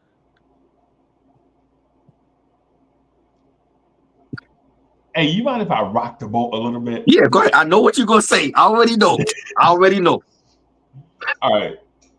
So for everybody here watching, like I don't do like rock the boat intentionally. And yes, I'm talking to you. You like, what you mean? Mm-hmm. I don't know you, dog. But what I'm saying is, when I rock the boat, I don't do it intentionally. It's like I think about this stuff, and then I'm like, that's why this thing happened, right? So to the point about what Computer Blue is saying about when rappers and rap groups like take soulful samples out of a, you know, say from a dope R&B song from such and such time, and they, you know what I'm saying, they, you know, bass up the 808, you know what I'm saying, put a little bump to it, you know what I'm saying, put some modern drums on it, and then rap on it. You like, yo, this is fire. Right. I'm here to tell y'all, man, yo, Ray, I'm here to tell y'all, man, that the reason why we can't do it, bro, is because there aren't many relevant R&B tracks from like 10 years ago, 15 years ago that you could play right now and be like, yo, that was fire. Right. Like when Big did Juicy, right? Mm-hmm. Juicy Fruit was on the radio 10 years earlier. Mm-hmm. Right? So Juicy Fruit dropped in 83, Big do it in like 94. Right. Right? Like 10, 11 years, right? Like the Mary J. Blige and all that, like they sampled Patrice Rushen. Patrice Rushen had came out like 10 years before that. Right. We still remembered some of these joints, right? Right. Now, if you say, yo, find me an R&B song from 2015 that I can sample and make a beat for the clipse. Right. Like, yo, Uncle Freezy, you asking me a mad strange question. Why would the clipse rap on a R&B song or a R&B sample from 15 years ago? Mm-hmm. They probably can't because it ain't that many out there. Right. Remember, in that same era, R&B was kind of like going underground a little teeny bit. Like we started discovering underground artists. It was like towards the end of that neo soul type era where, you know, like these, like the samples. Remember sampling, like you find like this dope sample from, you know what I'm saying? And so it's like now they make beats and things are kind of, the beat game is different basically. Right. Like you can find beats, you can still dig in the crates, This, but people been digging in the crates for see, years. this is a good topic for DSJ to be a part of because he's an actual R&B artist. And I don't know. I mean, I can't even remember a great R&B album from 2015.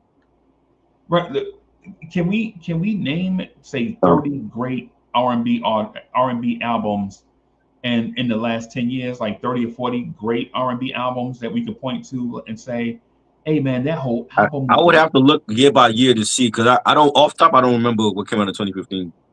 Because we Mhm. debate the great R&B albums from the last 10 years. Like my son's still trying to tell me that Frank Ocean was dope. Oh yeah, And, Ken and I Owen. got and I got Blonde. I listened to Blonde, man. Mine was dope. Nah, You didn't like it? no Blonde. Now, Wow. in my opinion, it wasn't. Well, my favorite was Channel Orange, but you know, Blonde. I definitely enjoyed Blonde. It was more a mature sound for him. What up, DSJ? You Yes, what up? What up? Um, What's going on? Salute salute Try, salute Salute. Rock. What's going on? Tell it, man. DSJ has a DSJ has a joint, everybody, called Hood Goddess, and y'all got to hit his joint, man. Y'all got Yeah, to hit his joint, Hood Goddess. And definitely. DSJ, don't come up here with all that trolling, bro. We ain't got time for that, bro. We serious right now. Nah, I appreciate the love, of Right now, course. bro. Nah, it's all good. Nah, I appreciate the love. Nah, no trolling. Um, so I jumped in just in time to hear y'all talk about great albums within the past maybe 10 to 15 years. Yeah. I think the problem is the recognized artists, where as opposed to before, where a lot of these artists are established, well known. Um, the industry made sure to cultivate the artist's name. We don't have that anymore. So a lot of it really does boil down how much digging in the crates you're willing to do in order to find those gems. Right. Because I can say maybe Lay's albums like the Paint album, um to Candy Drip and his most recent algorithm have like fire. Like there's either no skips or very little. Right. Oh, So what album is that? majority, What But album is that? okay, so the first album from Lucky Day was Painted. Now, I I heard recommend the that one. deluxe version of that one, of course. Yeah. Table for Two, where he explores a lot of duets. D Drip, which actually borrowed a sample of Musical Child's F Crazy lead single for Over, and his most recent, which is Algorithm. And Algorithm obviously has like the most notable track featuring Bruno Mars background and writing, which is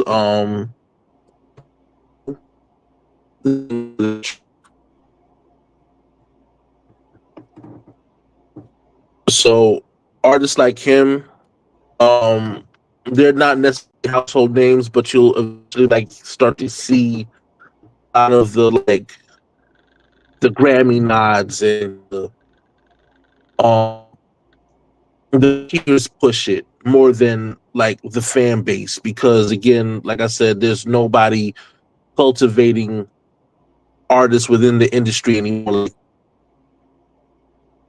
this is the sad part about the independent scene, where you really have to find these people on your own.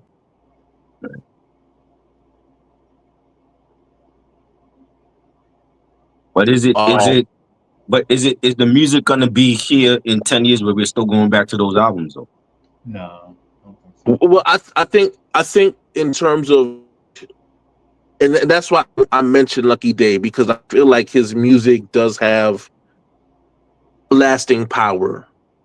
Once you hear it, like Roll Some More is a old hit. I think his first or second single, and it still gets play. You know what I'm saying? Right. I think like Jasmine Sullivan's Hotels album is probably gonna get more recognition than anything else she's ever done. Because this might feel like her very best album to date. The singles weren't pushed heavy, but again, with the industry changing and or her being in independent market, the thing that sets her up lovely is the fact that she had the co-sign for Missy from Jump. Right. So she has a fantastic album, which was just released a few years ago. Has staying power. But unfortunately, the part of the process doing albums anymore like that for real. Right. Everybody's either doing EPs and singles because that's all the market is dictating the purchases towards. So you'll get the only people that are doing like albums like that are niche artists, the old school quote unquote artists. You know what I'm saying? You'll get a Method Man dropping a Meth Lab series. Nas doing the King's Disease and Magic series. Redman releasing New Orders 2. You know what I'm saying? Like what you're getting now. And the only reason that you lost me, dog. Are we talking about new artists or old artists? Oh no, I'm saying in terms of like the reason that new artists you're not gonna get a lot of staying power with them is because they're not releasing albums like the artists I just mentioned, the older artists, the more established. A lot of today's artists now either do EPs, which is requiring like maybe 4 or 5 songs on it, individual singles. So the album phase is almost dying to a degree. So when you get gems like Algorithm, when you get gems like Hotels, you kind of like have to acknowledge this and that. Same thing like with Victoria Monet's Jaguar 2. Like the albums that get released, you acknowledge it because these are full bodies of work where they require listening. You know what I'm saying? As opposed to, okay, you got a fire single and then that's it. I like this. I like the point DSJ made. I rediscovered a song by a dude named True Music. Right? Y'all probably don't know who it is. Everybody, he's like a not a new dude, but he's been doing it for a while. I don't know if he's in terms of how you might know him. I think he might be more. I don't even think he hood famous yet, right? He might not even be street famous yet. You can't call him underground because the underground hadn't been exposed to him yet. He might just be, a little guy basically. But I listen. DSJ, what's the name of the joint that I played yesterday? The Rush. The Rush. Hey, chat, man, make sure you go search for it's a song by True Music. I put his name in the chat. Man, this is a dude named True Music. He got a song called The Rush. And it kind of puts you in that sense of if there's any of y'all that play, that any of y'all be on the PlayStation or the Xbox or whatever, any gamers out here or whatever, or like you be labbing, say you a 2K player or whatever it is. He got a song. If you play Grand Theft Auto or something, like you in the streets on GTA or something, True Music got a song called The Rush. And as soon as you hear it, it's like, yo, this is like one of them joints, you know what I'm saying? You be whipping on Grand Theft Auto, you know what I'm saying? And trust me, I don't give, yeah, Tribe Well, and before no. we're kind of jumping a gun because we actually haven't released the Rush yet. That's still Oh, he that ain't still released hasn't it been yet. released. That's what I'm No, saying. Well, that's how come he ain't but famous right Making Me Wait now. Bro, that's is why the he ain't single. famous. He said that he's Making sitting Me on his. No, Making Me Wait is the single I think you're talking about You, though. you're making us wait. Put out the music already. Well, Yo, the come on, man. distribution Why? Yo, distribution part of it, he been sitting on that song for like 9 months. the distribution part of it, we're taking care of it I when we don't know the can't get difference. back to it. I know. Yeah. So basically, I'm right now. I'm done with my distribution deal with United Masters, and at this point in time, I'm taking a look at other distribution services between Tune as well as Rock Nation distribution. Oh, So right now, between looking at that for the entirety of the group that I'm involved with, QTD, we're trying to make sure that we get all of it under the umbrella. And of course, it's always going to be the pros and cons. Let's weigh which ones the other. Because at this point, that's the only us from releasing the music.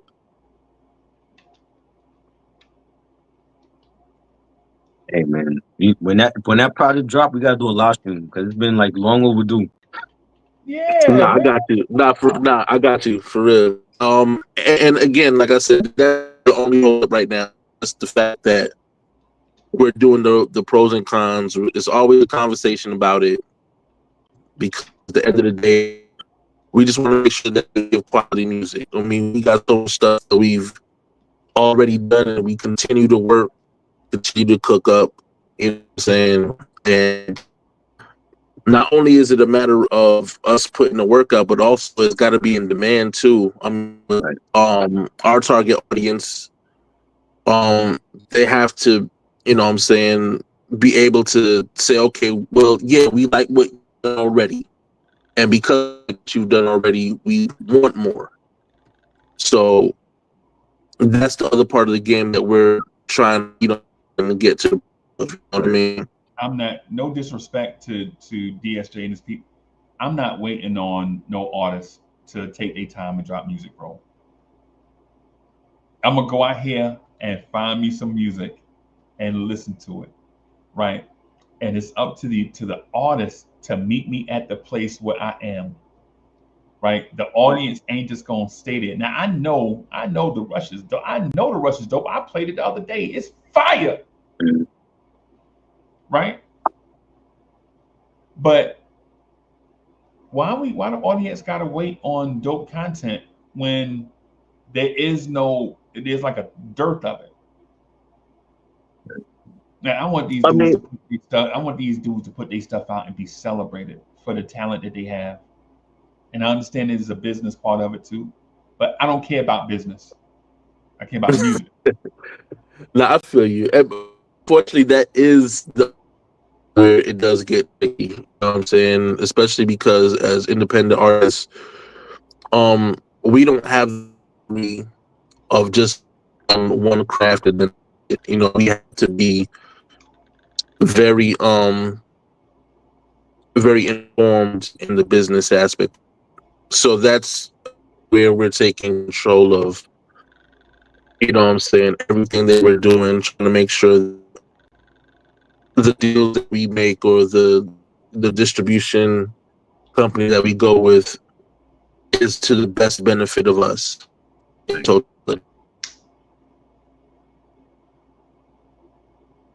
But I promise you, it won't be a long wait.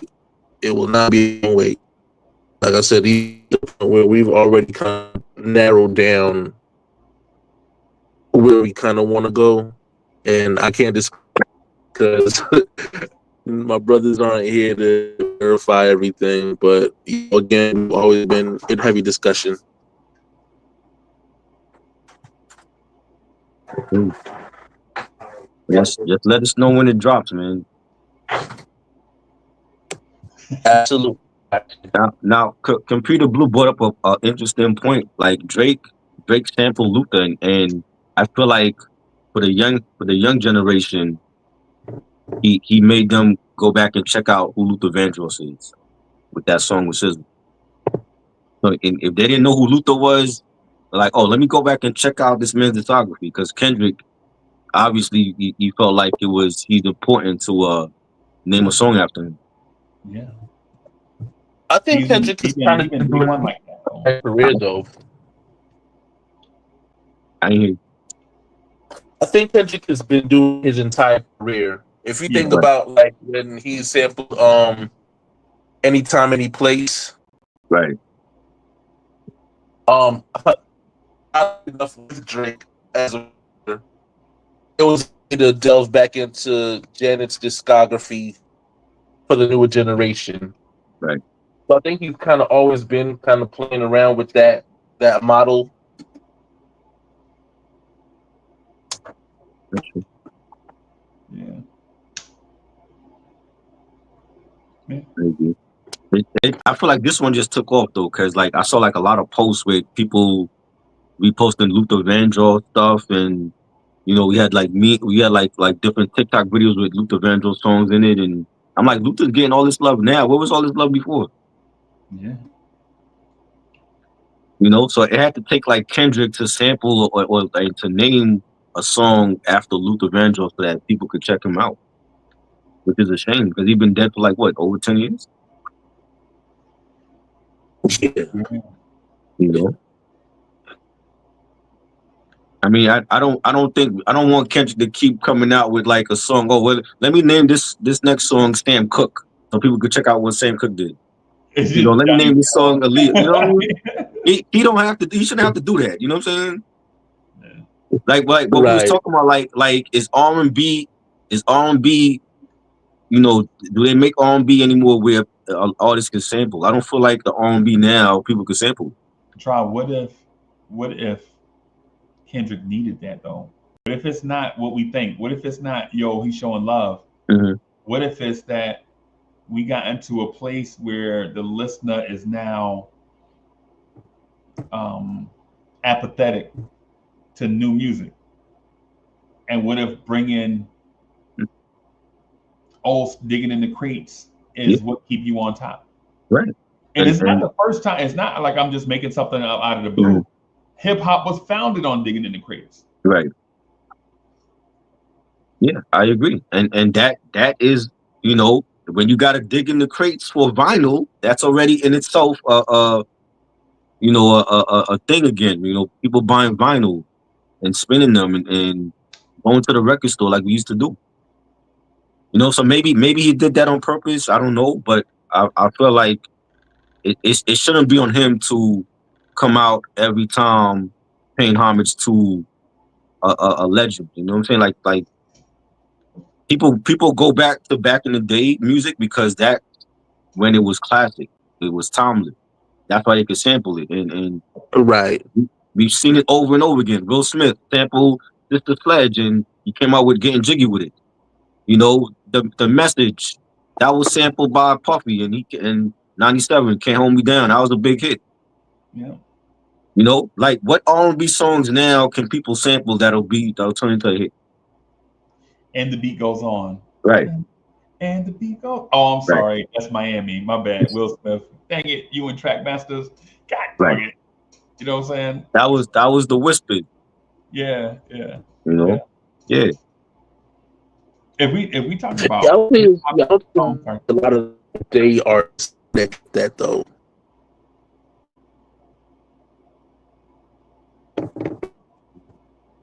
And I don't think you're gonna get a lot of that because again, a lot of it doesn't have staying power and really get a lot of recognition because everybody has gone. So the major level.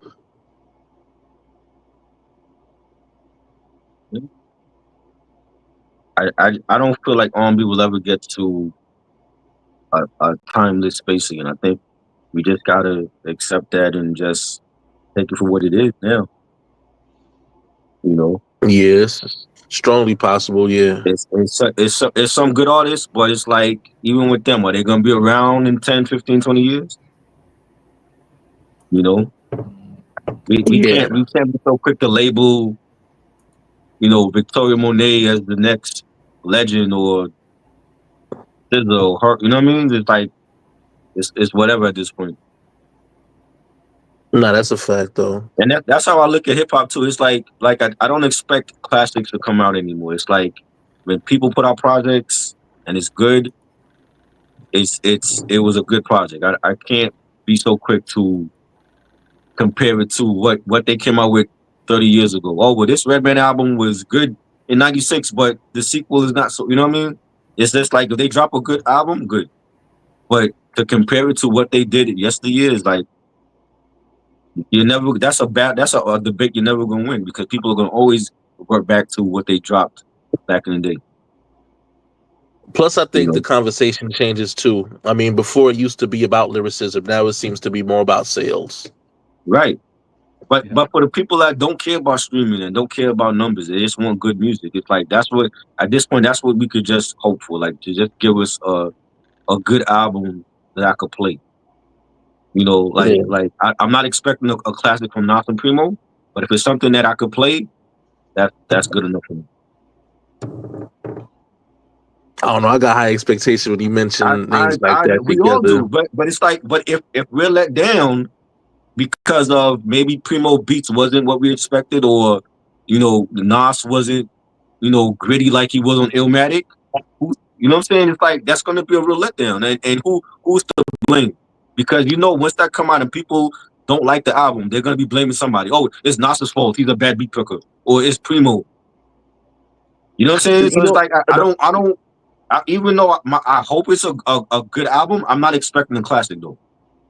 Yeah, and I also think too the content changes.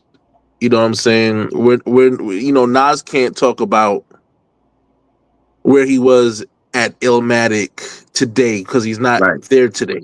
You know what I'm saying? Exactly. I think there's also going to be a certain level of growth and maturity that comes out in the music that some people might not relate to, period.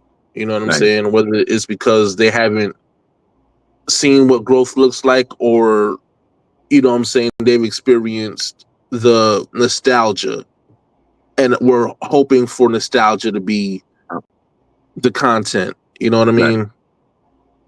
So they don't allow the possibility of a different conversation to be part of the albums. And I think that that's kind of what happened with Hove initially, where 444 got great reviews one week and then mixed reviews the following week, because it's not the same Hove we knew. Right. Initially, it was celebrated because, oh, wait a minute, this is growth and maturity. Mm-hmm. No more drug talk. But then the people that missed the drug talk were down in it because there's no more drug talk. So, Right. Well, I said, even when he was doing that album, should have came out in the 2000s, when he was becoming a family man, but he was still talking about selling bricks in multi projects, and like, you're not living that life no more. You know what I'm saying? So why are we getting crap like Blueprint 2 and Blueprint 3 and Magna Carta when he could have been giving us 444 back in the 2000s? You know what I'm saying? And to the young generation, when that album came out, that was their Reasonable Doubt, because they wasn't around in '96 for Reasonable Doubt. So they came with a different hold than what we're hearing. that's fact though. You know what I'm saying? So it's like, yeah, some people liked it, some people didn't like it, because they're like, oh, well, I'm not used to this whole, we talking about family and daughters and you know what I mean? Marriage and all that. Where's the drug talk? You know what I'm saying? I'm like, he can't do that forever because he's not living that life no more. He's a billionaire. So as a fan of Jay-Z, I want to hear Jay currently where he's at in his life now, not what you used to do in Marcy Project. Yeah, for sure. But you know how it goes. You know, you can't win for losing. You know, Right. everybody's got a preference, and Right. nobody's preference is the same. So, you know, it's an unfortunate cycle. You know what I mean? because I felt like you could see the change in Nas with like the Stillmatic album, and Right. although everybody was fixated on the Ether and the Destroy and Rebuild, there wasn't a lot of focus on Second Childhood. Mhm. You know what I'm saying? Which I That's one think of my was favorites more, on Stillmatic. yeah, because I felt like it spoke more towards the same exact conversation we're having right now, growth Right. and maturity. Yeah. And how many people are either A, lacking it because there's no examples of it, or B, they're just not in that mindset yet. Right. So I think that, you know what I'm saying, in terms of like, you can see where some of the growth and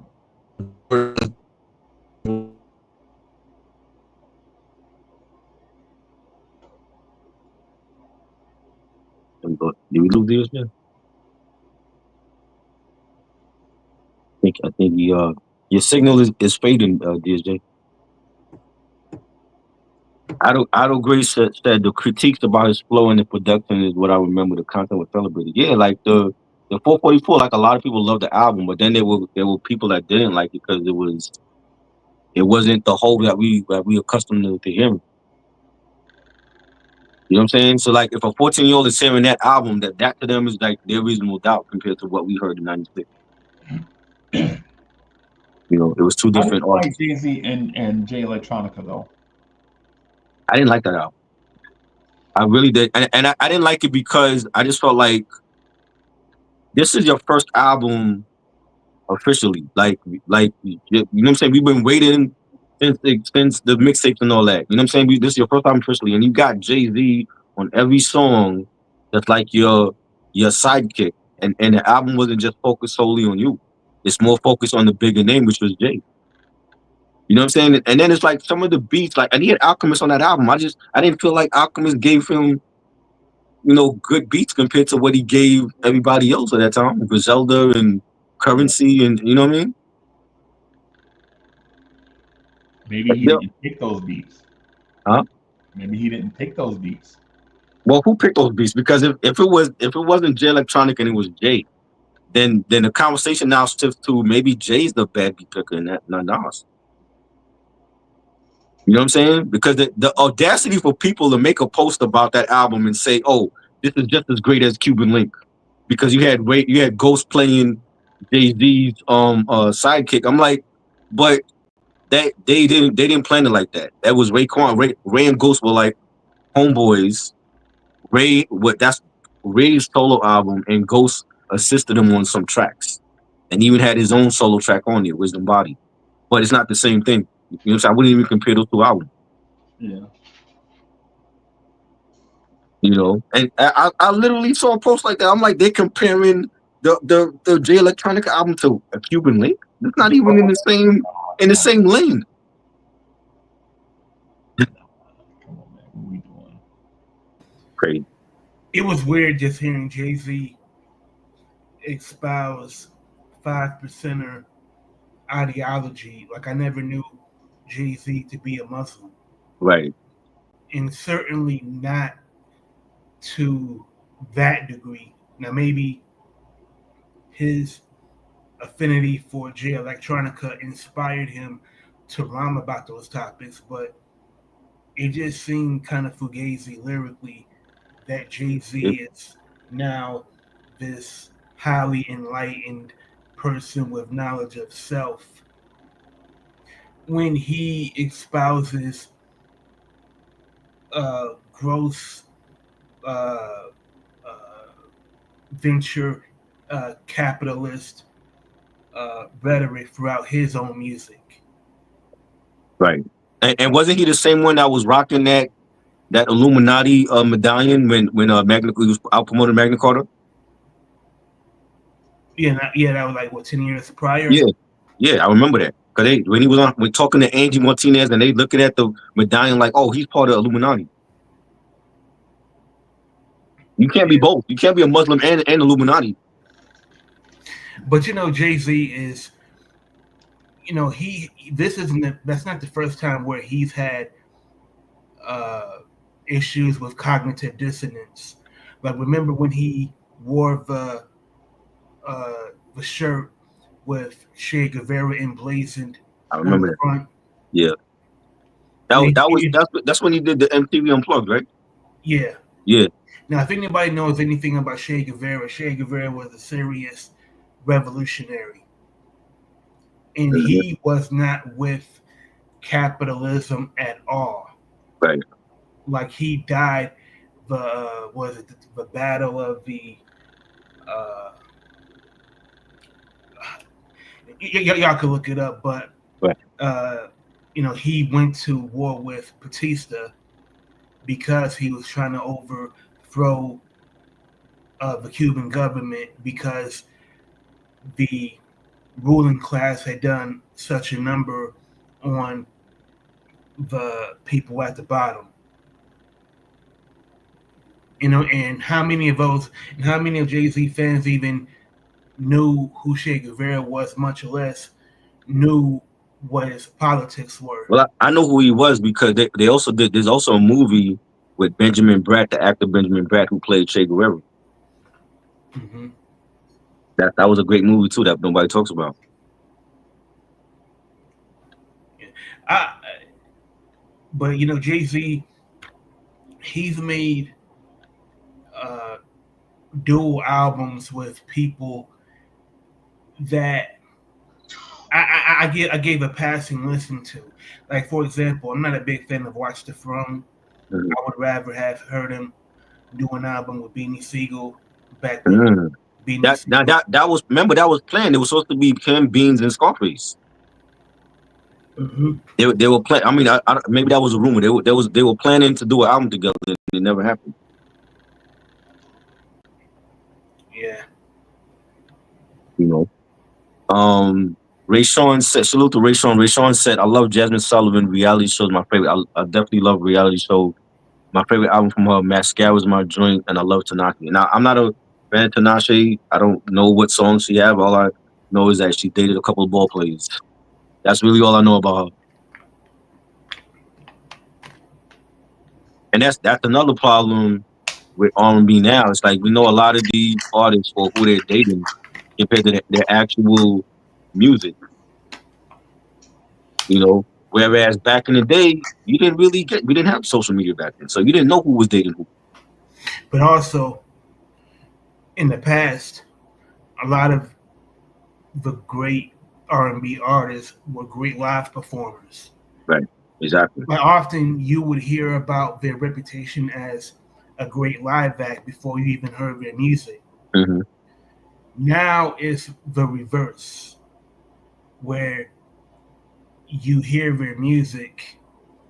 Well, no, now I'll speak for myself. I hear their music, Hmm. and it doesn't do anything for me. It doesn't inspire me to hear more of their music. Right. Now, maybe live they could be completely different because there are some people that they're not very good in the studio, but they're awesome in concert. Right. I don't know, man. I don't know what to say about R&B. I just feel like we'll never get to that point where it's R&B again. It's like a fusion of it's not pure R&B anymore. It's a fusion. It's more like there's other sounds coming in from different areas, and a lot of the singers sound the same. You know, that's just what it. I mean, for me, I've already accepted it like that. I don't think we'll ever get back to that golden era of R&B, and I think people just need to accept that. And you know, if you don't like the new artists, just stick to the old school. The old school, like I said, the old school stuff is timeless anyway. Like I could play any Teddy Pendergrass album right now and enjoy it from front to back. I can't do that with a Tinashe album. You know what I'm saying? I can play a Songs in the Key of Life, timeless album. I can play that from front to back every day. I can't do that with, a SZA album. Maybe the die was cast when R&B singers started carrying themselves like rappers. I think it's more than just that, bro. I just feel like it- it's not tasteful music no more. Like R&B at one point used to be tasteful. You know what I'm saying? It used to have respect for the genre. I don't think they care anymore. It's like, let me just put this out there, and if they don't like it, they don't like it. You know what I'm saying? There's no integrity in the music no more. At least in my current in my experience, usually the the the the only R&B music of late that I gravitate to is really are really R&B artists that are, that can really perform in concert. Right. And a lot of it is locally here. Like I'll go to a lounge or go to a jazz bar. Mm. You may see a local, you may see a singer or a musician that is great vocally or great instrumentally. I may buy some of their music, but as far as national acts, no. I've kind of checked out. It's only very few. Like I said, like Bruno. I'll check for anything Bruno Mars come out with. Bruno Mars, Anderson .Paak, her. That I used to like the stuff that Amy Winehouse came out with. But she's no longer with us. You know what I'm saying? But it's very few artists that I could just check for. Even Lucky Day. Lucky Day's a good singer, but it's like, are they gonna save R&B?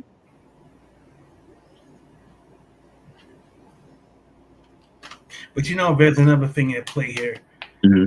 and I think I can already sense where the decline was. The decline was already happening, but with the use of artificial intelligence, Oh God, with more and more quote unquote content creators using AI generated content, to get on, it's just it is further muddying the waters for serious artists to get their music heard. right? Because you're fighting against an algorithm that's man created, Right. and it's programmed. I agree. So people that that may visit Spotify, YouTube, they're going to gravitate to an AI generated piece of music, Right. more than they'll actually listen to a song created by a human being. And that's where we are in 2025. Is there like an R&B album that came out this year that you heard that you feel like is one of the best this year, or not any? No, sadly, no. I mean, I like the Weeknd album, Hurry Up Tomorrow, but it's more like, he has some R&B in there, but it's also pop. It's also like EDM. So, you know what the Weeknd gonna bring when he come out with something. It's gonna be multi diverse in its sounds. You know what I'm saying? So I love that album, but other than that, there's no other R&B album that I really check for so far this year, and we're already in July. Yeah, what happened to Miguel? Huh? Remember Miguel? Miguel, yeah, Miguel, right? That's another artist that he took a long hiatus, and he was making good music. I don't know what happened.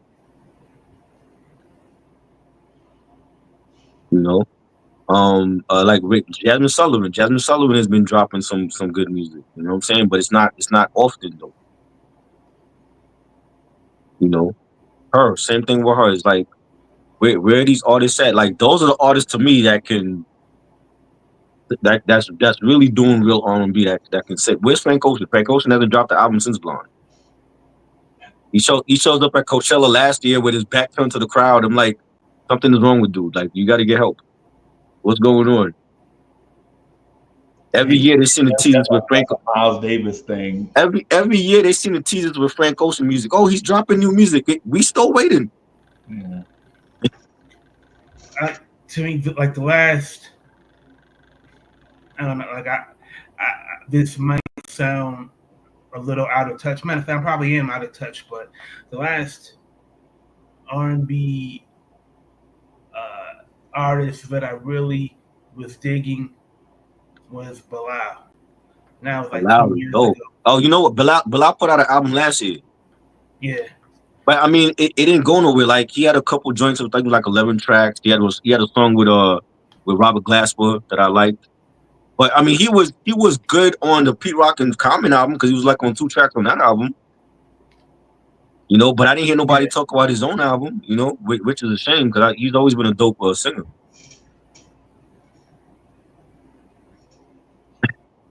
Breezy, I see you laughing. What you thinking?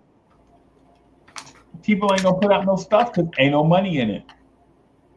They gotta put out I'm gonna something. make a Everybody can't act. You can't. Everybody can't be in the front of a camera and do a sitcom. You gotta put out something. yeah. I know, but there's no money in streaming. Why would I create 14 songs, put it on the streaming platform, and make half a penny per stream, and then beg everybody to go find me on these streaming platforms? When the IT guys are making all the money, the record companies are beholden to the IT guys who are making all the money, right? And if the record company's not making money, you know the artist ain't making a dime. I heard Memphis Bleak say that to Young Chris on his podcast that because he asked Young Chris how come you don't come out often with projects, and Young Chris was said the same thing that he can't make he's not making no money on streaming. Why? Legit, you could do a podcast and somebody can super chat you $100 and it'll be more than some of these artists streamed all day. Right? If you Jasmine Sullivan, somebody send you a super chat for $100, that's more than your album made all day on a streaming platform. Yeah, but it time, man. It can still go out on tour, and you could tour off your old stuff. Yeah, but you're not making new content though. I mean, at this point, they got to be looked at as legacy artists. You know what I'm saying? Like, if you've been out for 25 years or more and you're not dropping nothing new, just go tour off of your past stuff. I think the worst thing that has ever happened to music is that C word, content. Right. I hate that word because anything that's slightly entertaining to people is content. No matter what it is, and it goes back to what RZA was talking about the devaluing of music. Mm-hmm. Like when RZA put that album up for auction. Yeah. You know, because he wanted to make a point that when something is rare, that's what increases the value.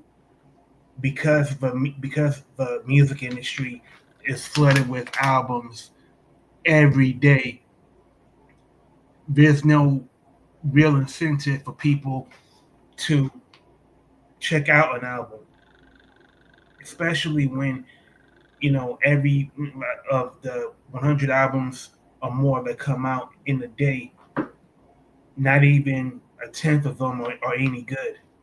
Right. So are we is the era of albums over? Like, is it going to come a point where there's no more albums and people stop doing albums and just put out like singles for streaming? I think EPs will be put out more, and at least in the short term, because I didn't realize it, but any song that's over 20 minutes long is considered an EP by the Recording Industry Association of America, because the estate of Prince, I didn't know that. they recently put out for the first time on streaming platforms, the song America. The 12-inch version is over 20 minutes long, Mm-hmm. and it's on EP charts. Who was that? Who was that for again? It's the Prince Estate. They put out the song America Right. from off of the Around the World in a Day album. Oh, Prince. It's been issued on streaming platforms for the first time, because when he was alive, he didn't make his music available to the public. Right. Hey, well, hold up. He has a 20-minute version of America. Yeah, Wow, I never knew that. and the song and the 20-minute version is not boring at all. There's Right. a lot of tempo changes. There's a lot of chord changes. I gotta hear A that. lot of solos. I And gotta it's, hear that. That it's wasn't very, even what. That wasn't even one of my favorites from that album. Like it was always like Raspberry Beret or Pop Light. yeah. I mean, America is like a fan. It's like a fan favorite. Yeah. You know, because Raspberry Beret and Pop Light, they like sometimes an artist will have hits that are so big. Like sometimes people, diehard fans will get tired of hearing them. You know, so they'll gravitate towards other songs from that record that mean just as much to them. You know, but the live version of America that's on YouTube blows. I like that version You like that a one? little bit more than the 12-inch version. Ray Sean said R&B artists I love nowadays are Coco Jones, Abby Lennox, her, Kalani, Janae Aiko, Victoria Monet, and SZA. I don't think, except with the exception of her, I don't think none of those artists will be around in 10 years. I don't. I really. I don't. I Bro, mean, you want to fight? I could be Bro, you wrong. wanna I'm just argue, saying, bro? when I see Coco Jones is a good singer. I think she could be. I'm saying I like Coco Jones on Bel Air. I think she could be a good actress. I think I see a future for her in Hollywood. Abby Lennox, she cool. I never been a huge Abby Lennox fan. Don't try. Kalani, same with her. It's like Kalani. I like Janae Aiko. Janae Aiko, I like. I don't know. Wait, you think Janae Aiko is better than Ari Lennox? I'm not saying that. I'm looking at the singers that he loved. I'm just saying You trying to get me back? You trying to get me back? No, I already know You you're trying gonna to get me say back some for hot takes. I already know. I'm just saying, out of that group, I think her has the long lasting career compared to all the rest of them. Oh my god! And Janae Aiko been out longer than all of them. And I like her stuff. I don't know if she can sustain it though. That's the thing. Her voice can't break a bubble, bro. Okay, well there you go. Oh my god! I'm just saying, like, realistically, I don't see none of these except for her. I don't see none of these other singers that's gonna be around in 10, 15 years. Victoria Monet, you think she's gonna be around in 10 years? Jim Jones stole Triborough microphone, bro. Or SZA. I think SZA is going to be more known for her personality and acting than her music. I really do. Really? I gotta hear more Abby Lennox then. I just feel like she good, but it's like even when she's out, she don't get a lot of fanfare. That's because what? So okay, so who from this group you think is gonna be around in 20 years? That's it. Let me just state them in an order, right? Because I think her is gonna be out, but I'm not the biggest fan of her. Okay. Right, I think her is talented. I don't know. You don't think she's gonna be around for 20 years? No, she may. Oh. She may be around, but it's kind of like, it's kind of like, you remember when Michael Jackson and Prince were out, but Freddie Jackson would have a #1 song every year, right? And you like, heck, Freddie Jackson be hanging around. He be putting out some stuff. He ain't Michael Jackson and Prince, but he puts out some stuff. One could even say Freddie Jackson had a bigger imprint than Luther on the charts Right. during that stretch. I'm just saying during that time, not later on when Luther started blowing up with Dance with My Father and all the other joints that he did Right. later on. Right. But when you're talking about like Kalani, I don't know. Right. I don't know. The people that you connect with, bro, are gonna be here. Like the people that put out good stuff are gonna be here, but you don't know how long they're gonna be here. Right? Like you give an example. People that put out good stuff, Deborah Cox. But you didn't know how long she was gonna be here. She didn't stay as long as you thought she should have. Right. Because like when you mention Jasmine Sullivan, they can't sing like Deborah Cox. I think Jasmine Sullivan is highly slept on though. She is. She's good. And she got better over time. Like when she took that break and she came back, she was more focused. Yep. Diddy Galore, what up? Salute. Yeah, salute. Like there are, and I'm just comparing this group of this group of names here to like the names of the past. Like there's Vivian Green can sing, Heather Headley left on sing, like they could go, but they didn't hang around. They put out dope content for a moment and then they were gone. Right. And just like this group here, like the group of names that we're looking at, there's a lot of talent in there, but you don't know who's going to be sustainable because you don't know who we going to connect with or whatever. And that's why I said Ari Lennox name first, because Ari Lennox is a mix of strength and vulnerability at the same time. Right. Like that. I'm going to say this name. I'm not saying she has a singing talent, but like Whitney Houston was strong and vulnerable at the same time. Nobody sings like Whitney, right? I'm not talking about Whitney's voice. I'm talking about her style, right? What she came across with.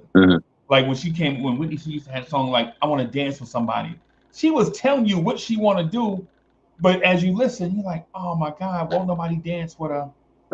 You know what I'm saying? It's like the combination of strength and vulnerability at the same time with Ari Lennox. When you listen to her album, you like, why these men do Ari Lennox so bad? She say she do the right thing. You know what I'm saying? Like you get into a Ari Lennox, and all of them are not slow songs either.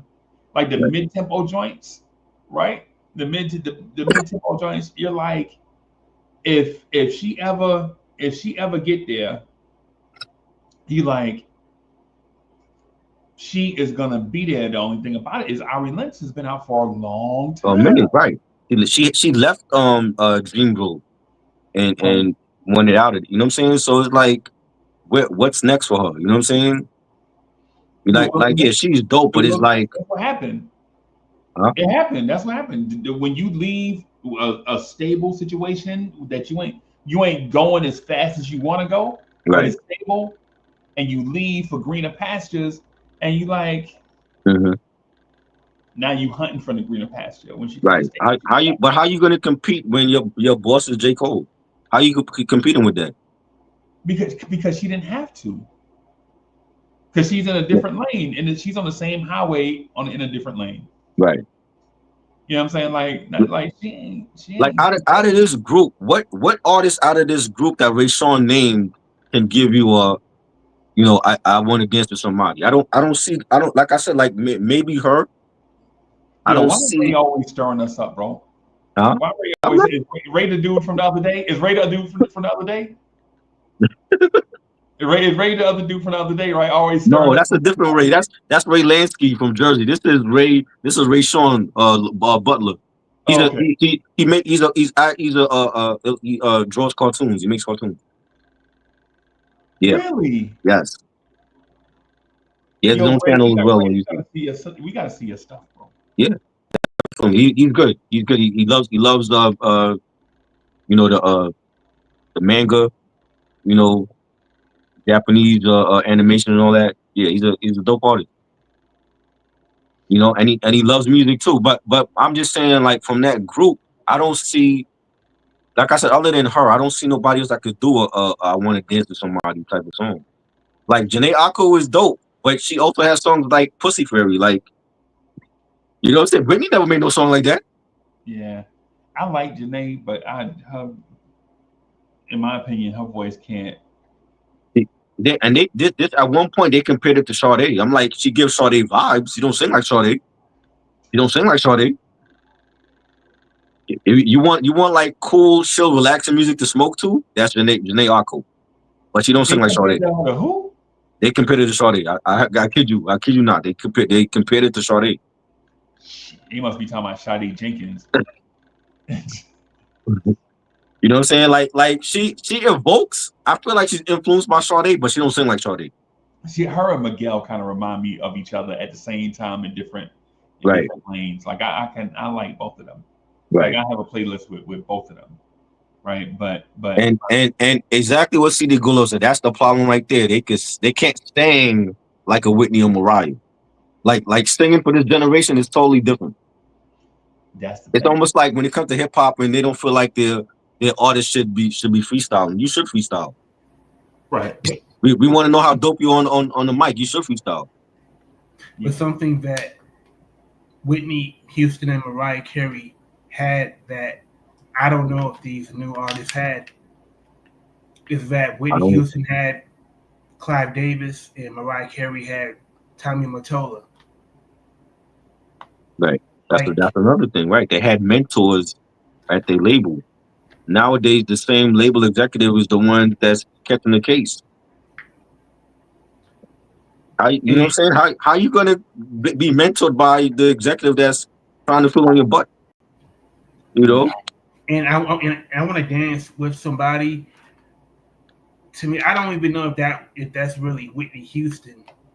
Like that seemed more like Clive Davis wanting her to cross over to pop more than anything else. Right. But even if that was the case, do any of these new singers, can they do a song like that? You know what I'm saying? I don't feel like they can. I feel like it's more about a vibe, like CD Gullo is more about a vibe and however the listener is feeling. And it's like that's trendy. That's gonna die. That whole vibe thing is gonna die down and there's gonna be something else. The only way I can see that happening, it would have to be like a white artist, like a white female.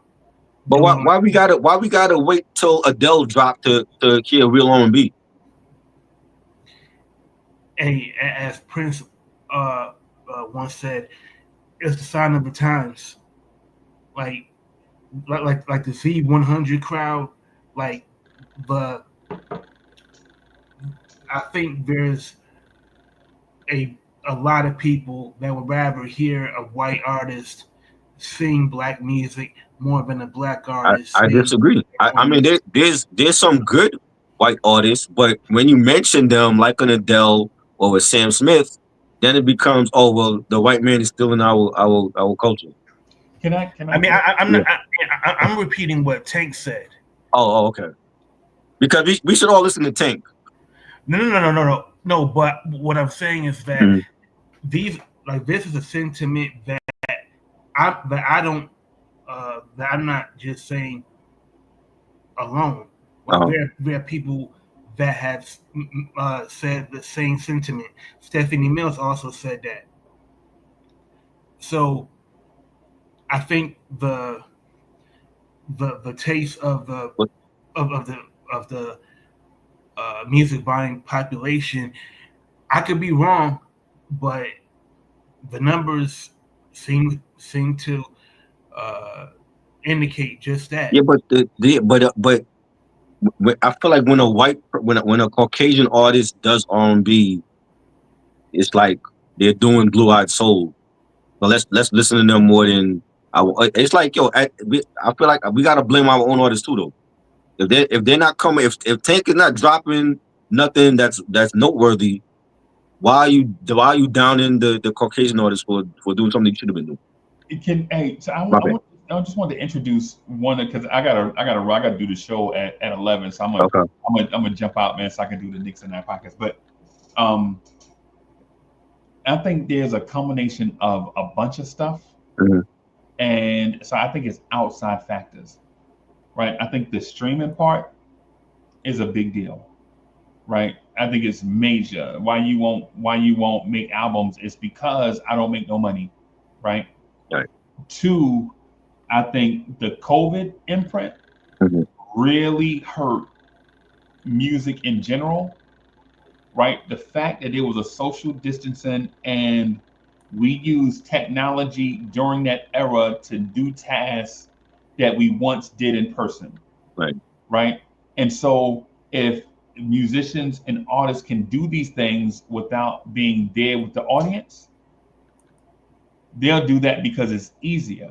Right. And so the thing is, like when DSJ was up here, DSJ is a R&B artist, right? Mhm. That dude actually performs in clubs and parties and is on stage in small crowds, and he gets immediate feedback from what's dope and what's not. Right. But when you're an artist now, and you could just go to the studio with your crew, your whatever your entourage is at the time, whether it's your friends, your record label, your collective, whatever, and just Mhm. do some stuff and just keep dropping stuff to see what stick.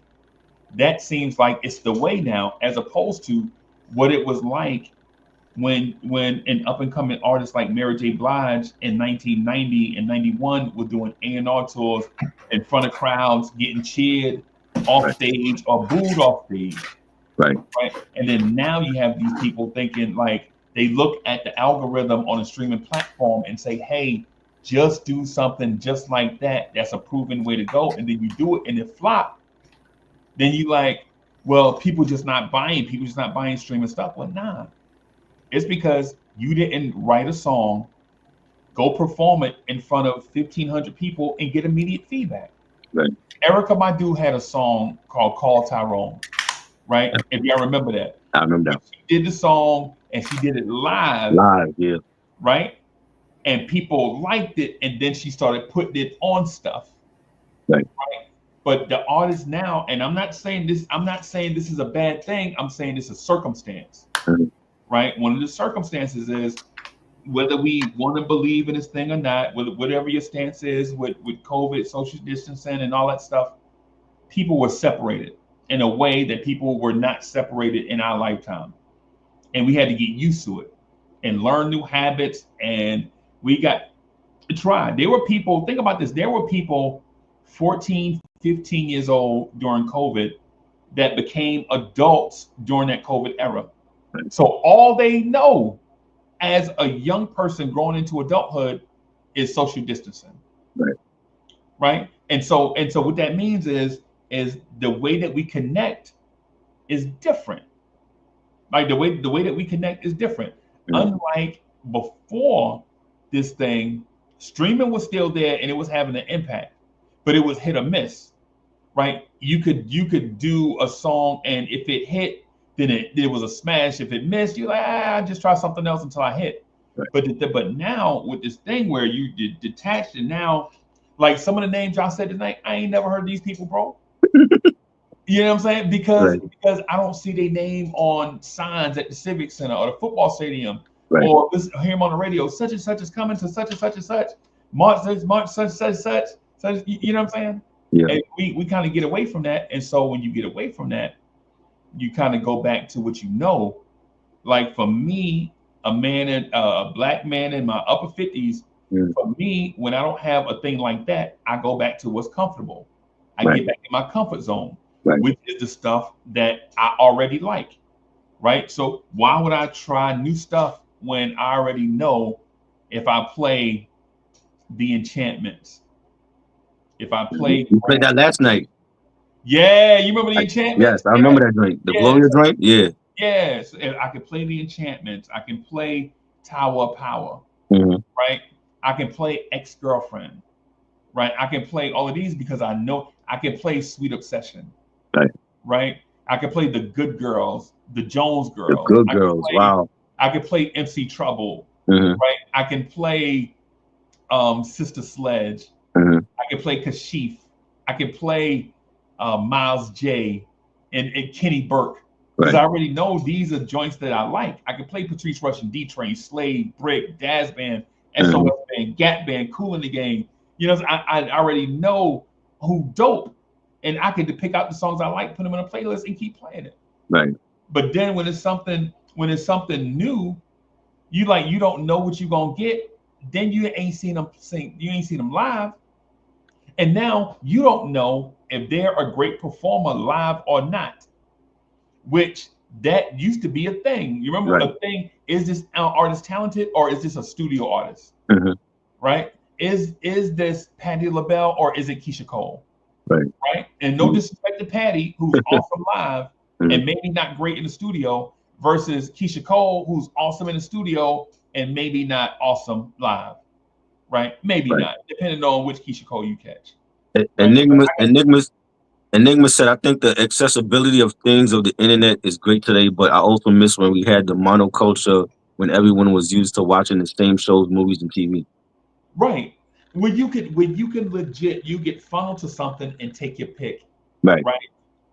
But now it's not, because we're in a post-COVID era and trying to learn new habits and things of that sort, because we were legitimately held apart intentionally for Yeah. our own safety.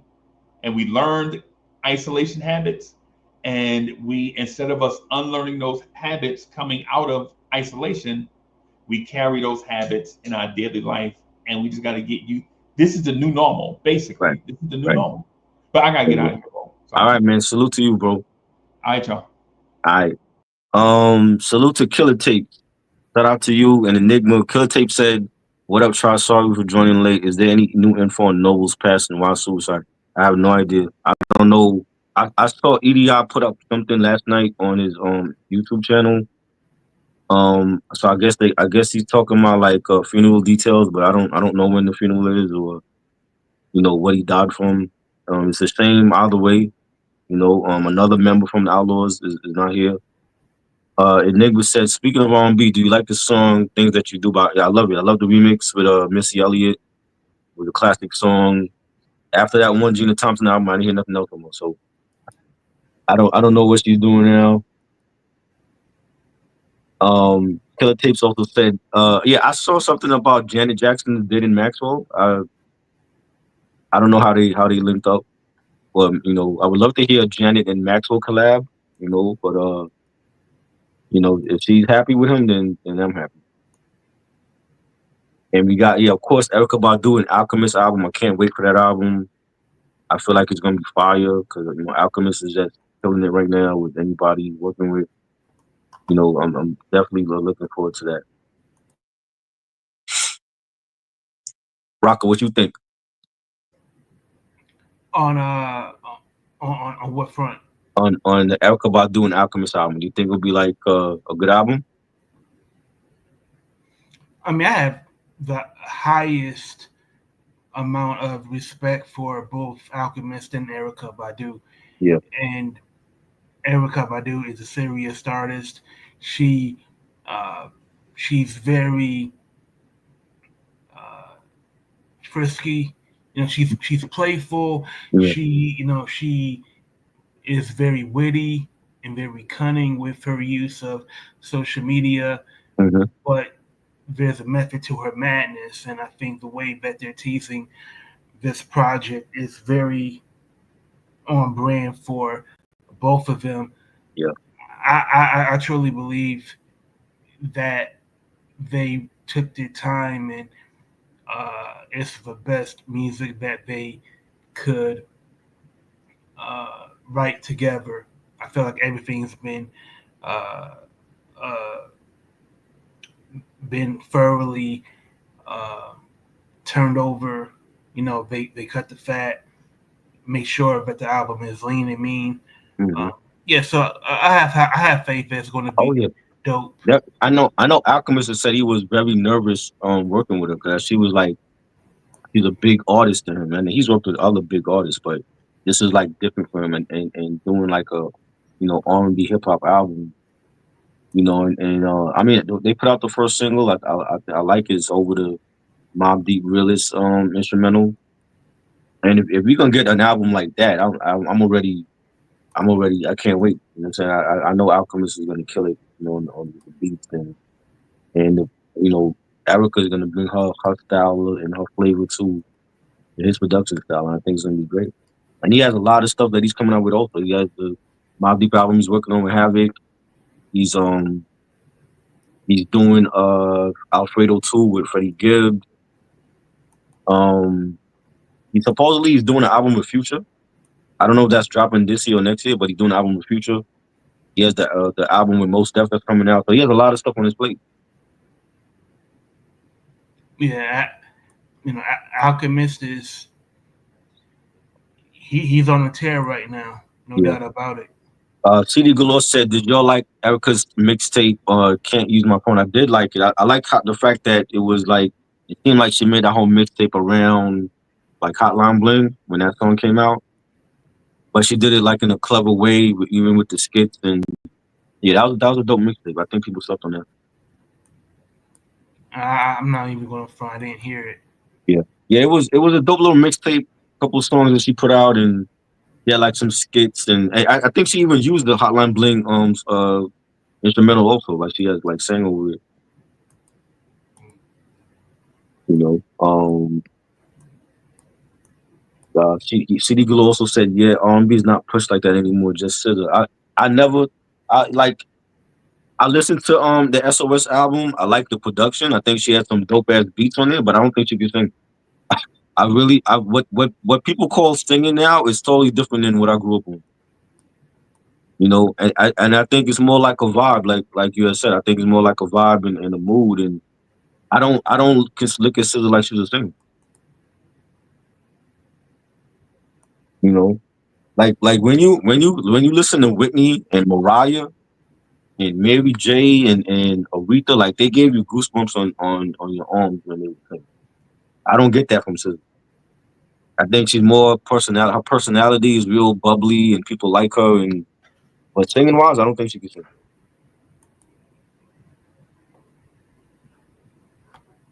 I know I missed some comments also. Sam, what up? Sam said my favorite Erykah Badu song is "Calling on Tyrone." Tyrone was classic. Definitely a great, and the fact that she performed that live, and then they made a whole live album out of that that whole show is just dope. You can't even get that album, that live album's out of print.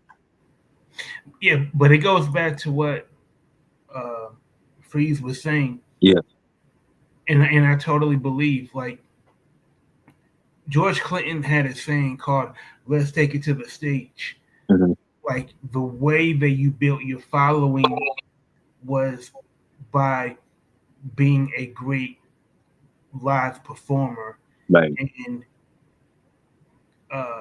mastering your craft, right, on stage. If you're a musician, mm-hmm. you distinguish yourself from other people, because when you're in concert, there's a greater latitude for you to bring your musical vision to life, because Mm-hmm. it's not just through sound; it's also through visuals. Right. You know how well you sing, how well you project, how well you connect to the crowd, how well you interact with those around you, and that song was such a staple in R&B radio that it carried Baduism to triple platinum status. Yeah, it wasn't even on the album. Exactly. You have to get it on the live album. And I think Erykah Badu, no. Well, I was like, I don't know if Erykah Badu was the first female artist from the neo-soul genre to have commercial success like D'Angelo and Maxwell, because Michelle and the cello. Yeah, she was just as critically acclaimed. Yeah, and had established several recordings that were very well received, by critics and by fans.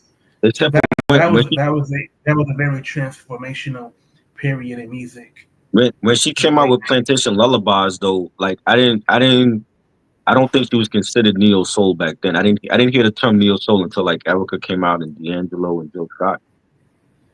So she was more like alternative at that time when she came out. Yeah, I mean, because I always thought neo soul was a pejorative. Right. It was an alternative to the plastic sounding Yeah. production of R&B recordings, Yeah. whereas neo soul, the sound quality was high vibrational because of the use of analog recording technology, live instruments, high fidelity, Right. you know, very robust singing and crooning. Because if you really think about it, man, just think about it. Mhm. D'Angelo, Erica Badu, Bilal, they were the R&B singers that was in the Soulquarians. Right. The Soulquarians were practically a record label's roster in one collective. Just think about that. Like you had Common, Jay Dilla, Slum Village, Talib Kweli, Mos Def, The Roots, D'Angelo, Erykah Badu, like you don't have that much talent on some record labels, right? But you had it in one collective. Mm-hmm. And they all were like working at the same Electric Ladyland Studios, Jimi Hendrix Studios. Like D'Angelo did Voodoo there, and Erica did Mama's Gun, and I think Common did like Wonderful Chocolate did too. So they all were like collaborating at the same time at that same studio. I think that's how Aquarius was born. Yeah. And how do you feel about the like Wonderful Chocolate album by Common? I love it. I think it's a classic album, and we were talking about this the other night, like with Common, like you know, he went on a run from Resurrection to One Day It All Makes Sense. I think that's a highly underrated album from him. Like Wonderful Chocolate, and come out with Beat with Kanye, and I think that was a great album. Electric Circus, I like some songs. I don't think it would. I mean, some people love it. They think it's a classic. I don't think it was on the same level as B or like Wonderful Chocolate, but Common definitely has multiple classics in his discography. I don't think it's just one album. You know what I'm saying? I think arguably you could say like Wonderful Chocolate was the best rap album of 2000. You got Marshall Mathers, that was great. You know, Exhibit, Restless 2000, that was one of his best albums as well. You know, so I would definitely put that. If that's not the best rap album of 2000, I would say top 3. Top 3. So what's the other 2? Marshall Mathers LP. I definitely think that got to be in there. Like I said, Exhibit, Restless. I really enjoyed the Restless album. There's others. I don't even remember everything that came out in 2000. But what about those to me are top. You gotta have like Wonderful Chocolate and Marshall Mathers. To me, top 3. What about Supreme Clientele by Ghostface? Supreme Clientele, another great album. Yeah, 2000 has some joints. They definitely. Yeah. I want to read some of these comments. CD Galore said, "There needs to be variety. I like the vibe, but I do want there to be more singers." Like I agree, more.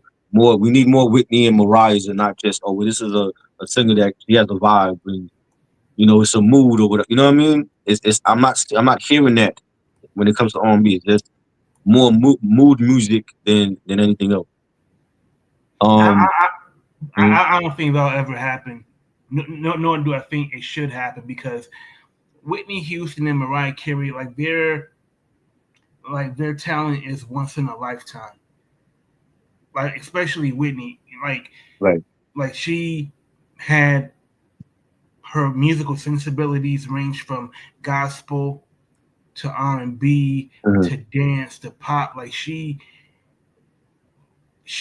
really worked hard at making her music palatable to those different formats.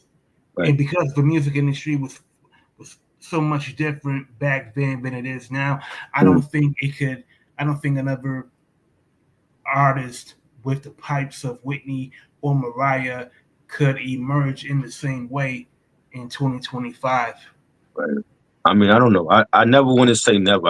I'm not hearing it right now though. I'm not hearing no Mariahs and we still got Mariah out here. Mariah is about to drop a new album. I love the song she got with R.I.P that's out now and Killer Things was asking us did you see the performance? I definitely enjoyed the performance of the BET Awards and he lost weight. He looks great. Rakim did this thing. I managed to see Rakim at Rock the Bells a couple weeks ago and he did his thing as well and I'm excited to hear a new Mariah album. It's been years since I liked the Mariah album. And she did put out a lot of trash during the 2000s, but I'm excited to hear. I think she's gonna come back strong and I can't wait to hear her new album. CD Galore also said some people credit Neo Soul stemming from Prince Sign of the Times album. We all agree with that.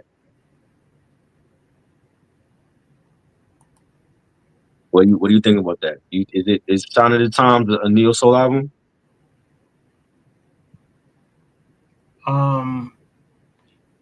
I understand what CD Galore is intimating. Mm-hmm. As an album, I don't think Sign of the Times as an album is a neo soul album, because I think Sign of the Times has the music on that album is recorded using a lot of drum machines, a lot of synthesizers. Is the sound of that particular recording is very electronic, is driven by electronic music. But I do think Ballad of Dorothy Parker, the drum programming definitely inspired a lot of people that helped shape neo soul. Yeah. I mean, he always had different sounds on his albums. I don't feel like he ever had like a complete R&B album. It was always a little rock, a little pop, a little R&B, some gospel, some reggae flavor on certain albums, So I think he was like in different lanes all the time. I totally agree. Enigma says, I know this is controversial, but what's your favorite R. Kelly album? My favorite R. Kelly album, it's always gonna be either the self-titled one from '95 or double album. I think he was in his bag on those, and I love Tall Play. I saw the man on the Tall Play tour; it was great. I love Chocolate Factory. Somebody mentioned that as well. That was a great album. TP2 that came out in 2000. I forgot about that. That was a great album as well. He is another artist that has multiple classics, but I gotta go between the self-titled and the double album. I feel like the double album had a lot of left-on joints, and I know it was a double album, and you had I believe like a Fly on there. You had the song with Celine Dion. You had Did You Ever Think? It was Half on a Baby, but I think that was like a great double album. The self-titled one had You Remind Me of My Jeep and Down Low and Step in My Room. Classic album. But any of those albums to me, like he was definitely in his bag on those albums. What's your favorite R. Kelly album if you have one? I can't say I have a favorite R. Kelly album. R. Kelly is one of those artists where I didn't have to buy his album to know his music. Like he had so many hits, that it was omnipresent. Like you could, if you didn't have the album, you knew somebody that did have the album. But I do appreciate his albums in the 2000s much more than his. Oh, so you like TP2 and TP3 Reloaded? Yeah. Chocolate Factory. What else you came up with? You like Double Up? What's on Double Up? Double Up had Same Girl with Usher. Yeah, that was like a hit off of there, and he had a song. I think he had the title track with Snoop Dogg was on that, and he had some collabs. Nelly, I think Nelly was on that, and remember Huey, Uh, those like songs a aren't ringing a Southern bell. artist. Huey I was would on it. probably recognize them if I heard them. Yeah, But, yeah, but in he dropped a lot of stuff into like I think the Untitled album was 2000s also. yeah, because in the '90s, man, like I felt like Jodeci was doing R&B better than R. R. Kelly. Kelly was. Oh, hot take. To me, the show was it the show, the hotel, the after party. I Uh, felt like 95.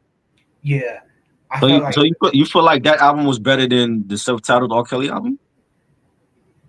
yeah, I do, Really man. interesting. First of all, you had the production up, you had the production and the songwriting of Devontae Swing, Mhm. and you had the vocal talents of KC and JoJo, Right. and I felt like they were truly to me.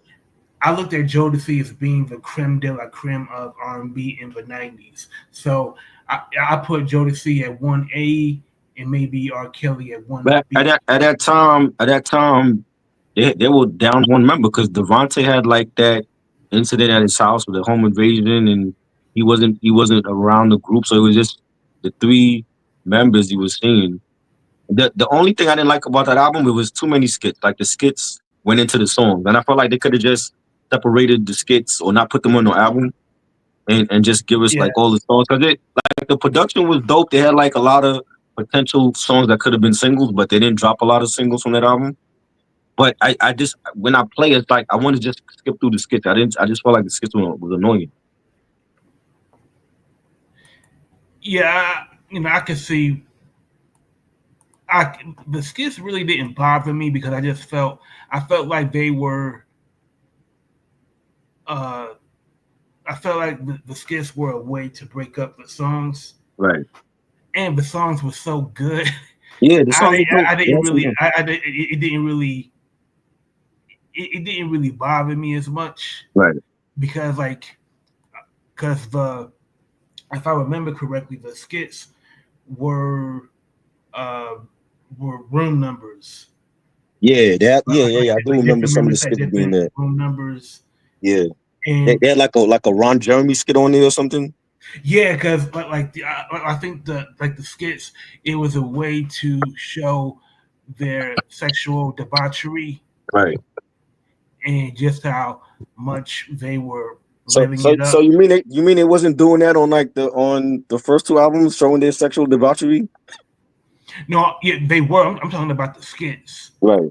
Like the skits was a way to further, you know, uh, to me, it was more like a way to be entertaining Right. and be provocative on top of the songs. Yeah, I felt like the label needed to promote more singles. Like they put out Freaking You and then the remix of course with Rain Ghost. They put out was it Good Loving and Love You for Life. And that basically was it. But there was other songs like Time and Place was one of my favorites. That should have been a single. Or some more. You know what I'm saying? Like it, like I like the production. I know Timbaland was doing some stuff with them as well at that time, and but it was I just felt like like they really needed more singles, and we didn't get that.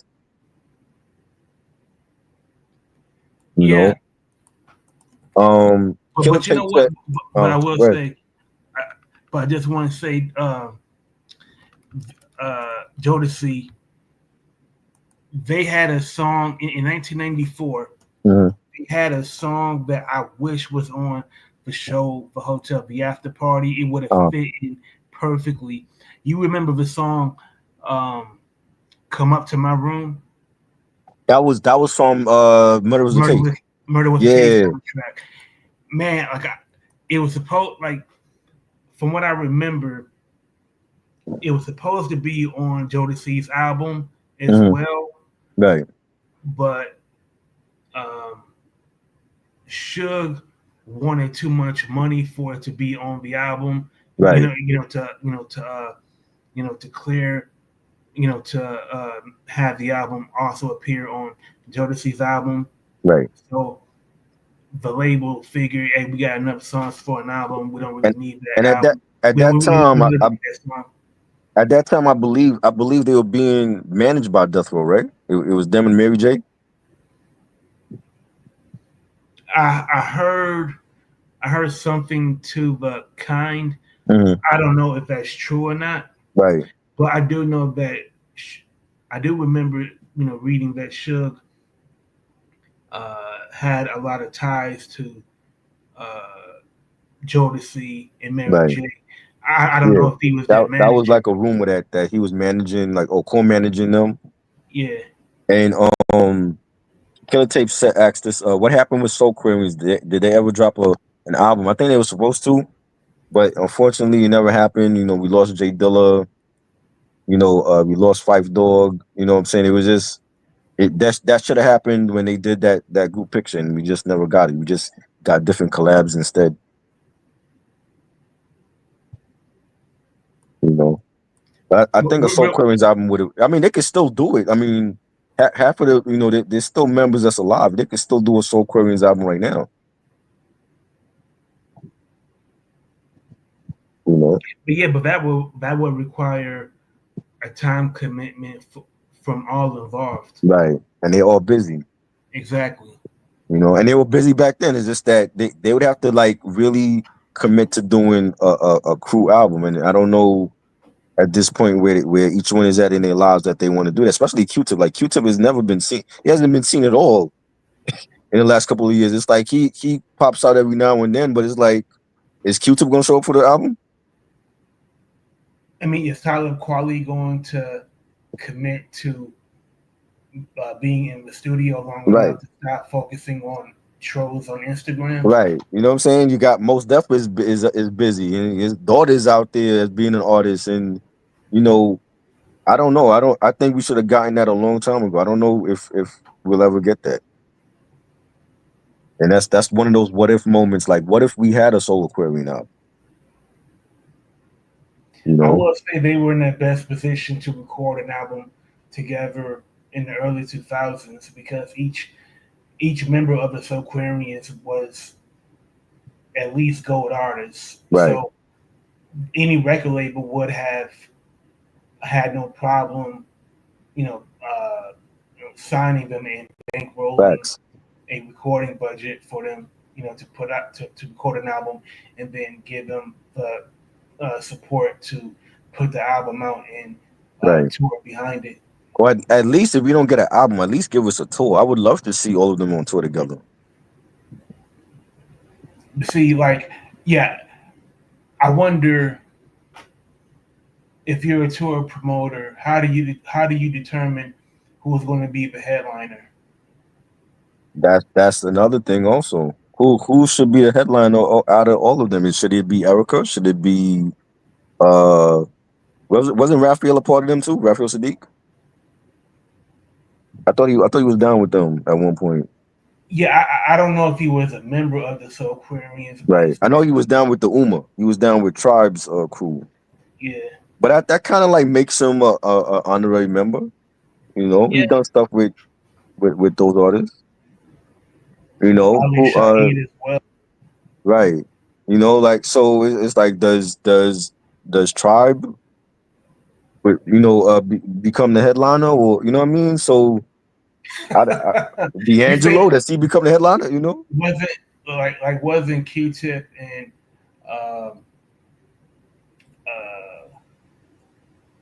what's my man's name? Phife. Wasn't Q-Tip and Phife kind of at odds with each other around this time? Yeah. So, we were still able to commit to. We were still able to get a one last Tribe album out of them. I mean, but they barely were able to get along for that project to get it done. I blame more Q-Tip than Phife. I mean, I don't know. I mean, it could have been very well both of their they could have been both wrong, but just the way that he came off in that documentary, like it's almost like he felt like he was entitled to be a solo artist. You know what I'm saying? And it's like, bro, when you listen to, that's why I never bought Love Movement. When you listen to Love Movement, half of that album is like a Q-Tip solo album anyway. I There's mean, very little fight on that album. you look at Q-Tip's solo album. Was it Amplified? I mean, Yo, it's not. that was It's the not. first official album was Amplified, and Amplified is more like his pop album compared to the Renaissance is his true solo album because it sounds totally different from Amplified. Yeah. Amplified was like you had Vibrant Thing and Stop and Breathe and Stop, and I didn't like Breathe and Stop when that came out. I just thought it wasn't him. To me, I did like Breathe and Stop. I like the beat, but both vibrant thing and Breathe and Stop. I love the beat. Mhm. Like the beats are great. The rhyming is something else. Right. Oh, so you don't like the ramen on it? Mm-mm. See, my I issue just felt like was. the rhyming was lazy, and I felt like he was not sharp on that record. Well, he had to dumb it down. He watered it down for like a wider audience. He wasn't abstract on that album. Yeah, You know he what I'm was come saying? on. That's like when you hear Renaissance. Renaissance is his true solo album because that's more Q-Tip style and sound compared to Amplified, where I just felt like you're on. I think it was Arista. You're on Arista. You're coming off the success of Vibrant Thing, and I felt like he made that album around the success of Vibrant Thing. You know what I'm saying? Because Vibrant Thing showed up first on the Violator compilation in '99, and then 2000 comes, and then we get Amplified. So because it was such a successful song, I felt like he made the album around Amplified.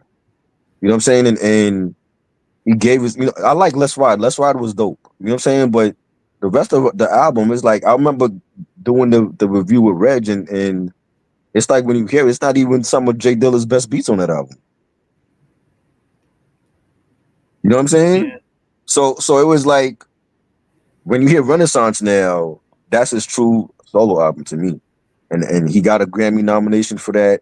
I like Kamal.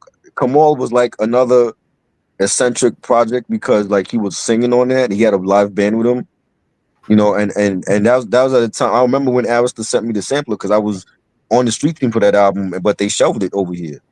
So it never came out when it was supposed to come out. It came out like years later. But I remember like the sampler having like he had a joint called Heels. He had Barely in Love.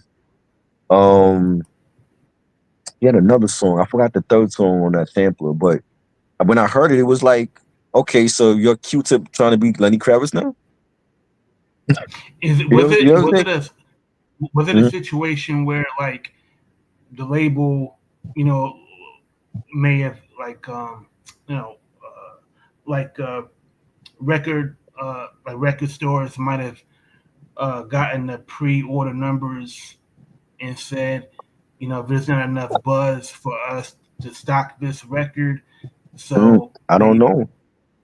I don't because like because like they mm, used to happen all the time. Like right, when record stores would prepare, to stock albums, to sell, and they get the right. pre-order numbers back, and they say the pre-orders don't justify us, stocking this record because it costs money you know, to have these records take up precious storage space, Mm. and they may have just told the label, we can't stock this. Like, you need to go back to the drawing board, and maybe they just say, what, rather than go back to the drawing board, let's I just don't I shove it don't all know. together. Like they didn't tell us like when you're on the street team, they don't tell you that information. So I know there was some drama behind the album, and he ended up eventually leaving Arista, but they never told us why it was shelved. They sent us the sampler, and I thought it was out in stores, but I never saw it in the stores until like years later when I saw it on Amazon actually, and Amazon was like selling for like $7. And I'm like, oh shit, I thought this album was already out. But I remember hearing it, and I'm like, yo, yeah, this is like an alternative album for Q-Tip. Like I think he was rhyming on like a couple of songs, but he was mostly singing, and he had like a live, like it was like live instruments on that album. So when you hear Barely in Love, he's singing on Barely in Love. He's not rapping on that. When you hear Heels, Heels, I think on Heels he was doing some rapping on that, but he had like background singers on that. He was like live instruments. I forgot the other song that was on the sampler, but it was a totally different album. I'm like, well, you're going for a wider audience with this album. This is not the abstract poetic that we know.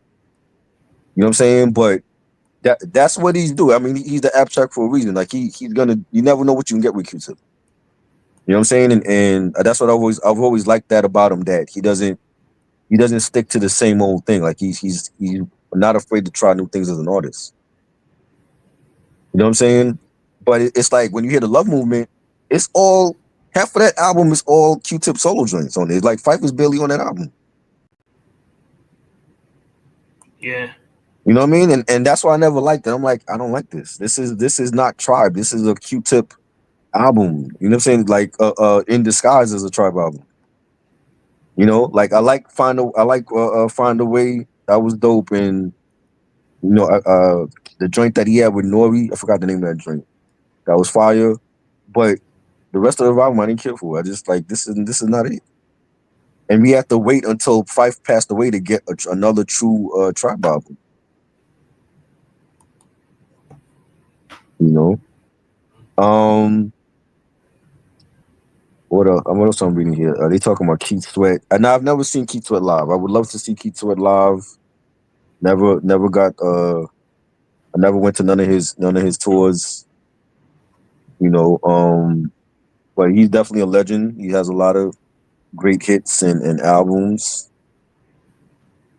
You know, Oh yeah, to me, like Keith Sweat most certainly is an icon in R&B.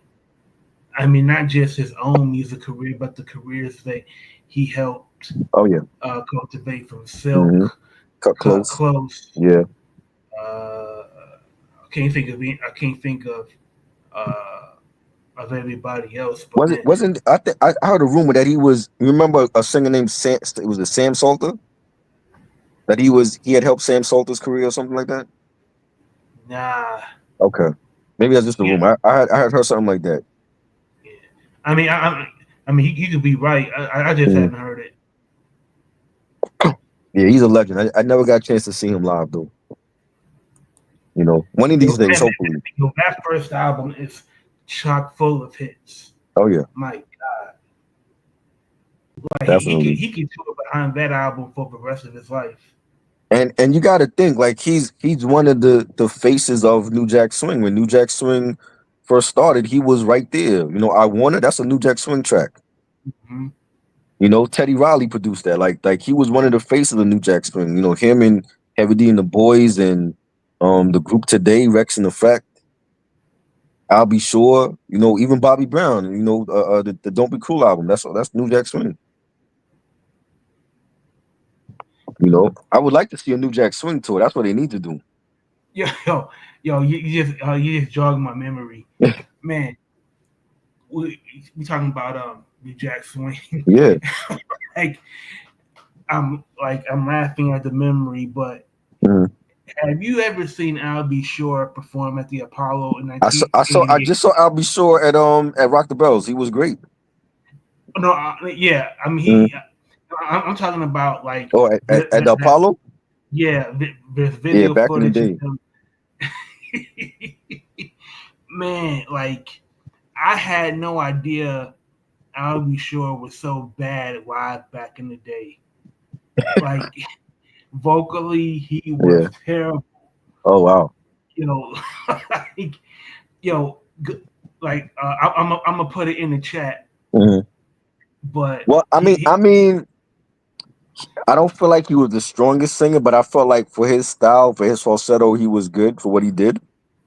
But he wasn't no Johnny Gill. He wasn't even a Bobby Brown. I think Bobby Brown at that time was a great singer. He's not that same singer no more though. You know what I'm saying? Like I've seen New Edition live with Bobby, and he was terrible vocally. He didn't even want to dance with the group, but Yeah, they're but loyal when to him because he is the OG member.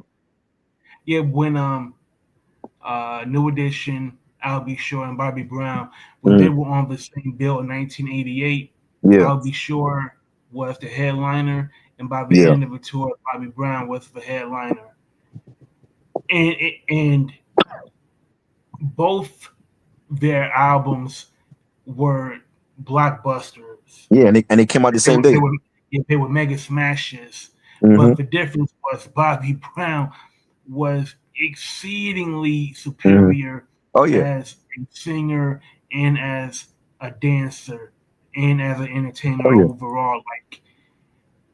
Like Bobby Brown was so great, Hmm. it may sound like blasphemy now, but at one time, a lot like Yeah, he might have been Michael Jackson's only competition I in agree. R&B at the time. They were even calling him the king of R&B back then when he came Hmm. out, and both of those iconic albums came out the same day, June 20th, 1988. I remember it like it was yesterday. Any Heartbreak and Don't Be Cruel came out on the same day by the same label, and I feel like MCA purposely did that. Yeah. Who can sell the most? Who can sell the most? Is it going to be the ex New Edition member, or is it going to be the actual group? And they both sold. They both sold and went multi platinum and solidified them as legends. To me, that uh, that was a stroke of genius because I think Hmm. Lil, it's his name, Lil Silas, Right. the owner of MCA. Yeah. I think he was thinking that the people that uh, that are New Edition fans, they're also going to go buy Bobby Brown's "Don't Be Cruel" album, Right. and they're going to buy those two albums to have as companion pieces, Yeah. and also I'll Be Sure, like he's the new guy on the block, but the Hmm. music is is totally reflective of New York City, Harlem, the New York dance scene, and it was pretty much like pick your Christmas gift because Right.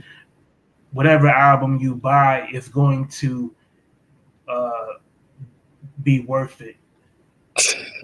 You know what I Hey, mean? hey, Like, you know what? You know what's crazy? Like being that, like from day one, I was a New Edition fan from the minute Candy Girl came out. So I was anticipating their album more than Bobby because I didn't know what to expect from Bobby because I never listened to his the previous album that he came out with. Even though like I remember seeing a video for Girlfriend, but I never bought that album. So I was like, so when Don't Be Cruel comes out and he came out with My Prerogative, that was dope. But I didn't know what to expect from the album until I heard the album. I'm like, oh shit, this is actually good.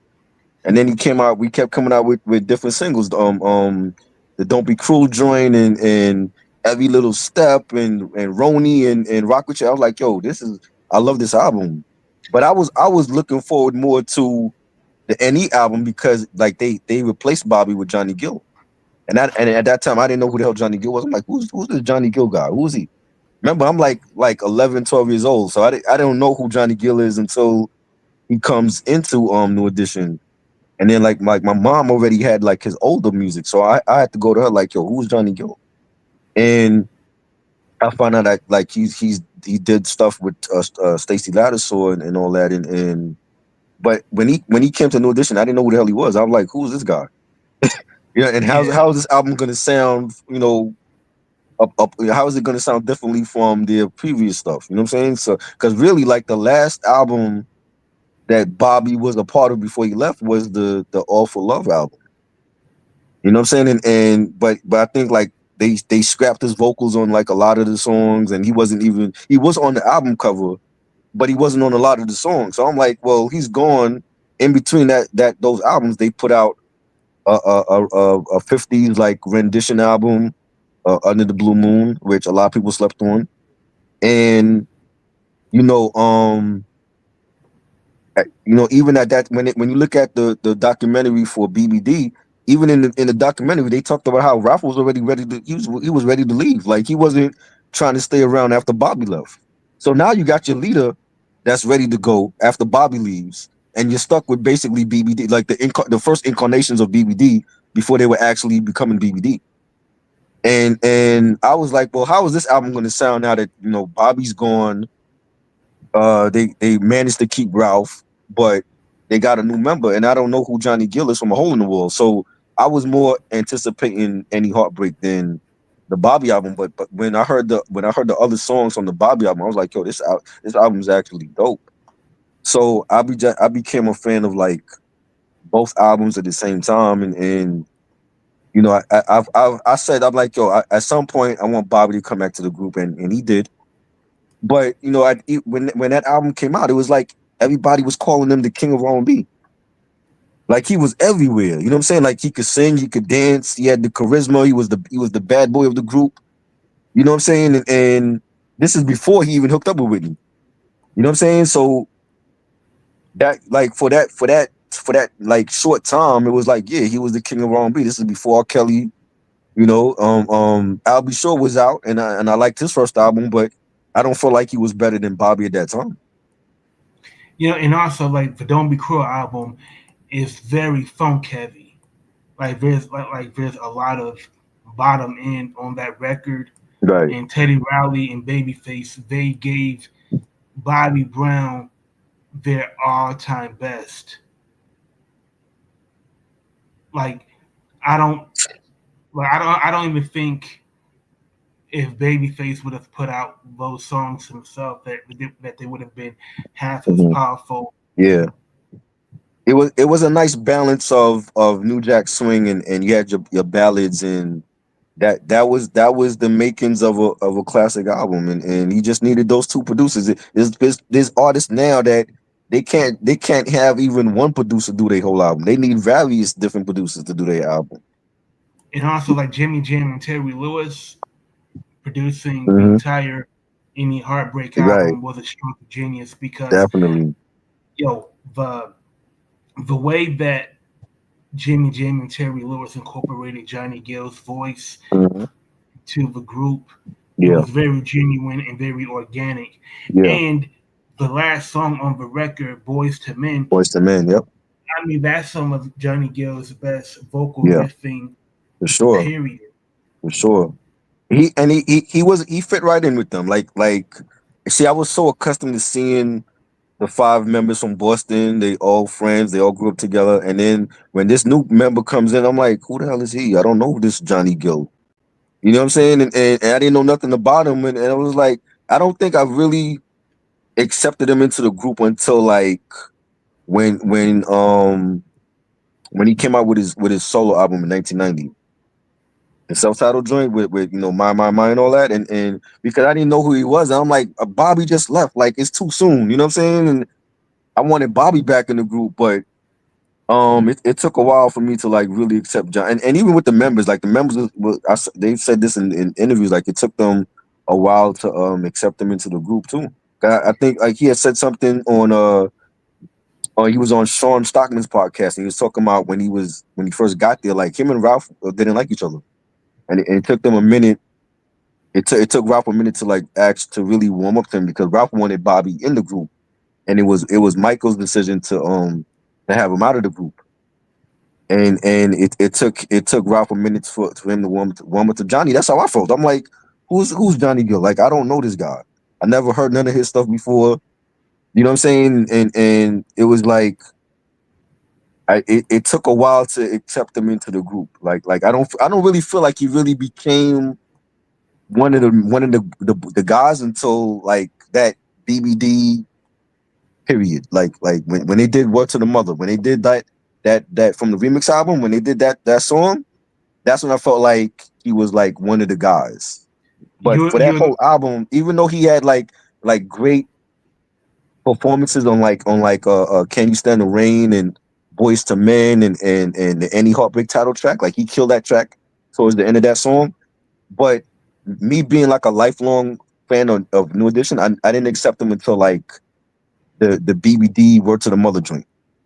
You remember the Any Heartbreak video?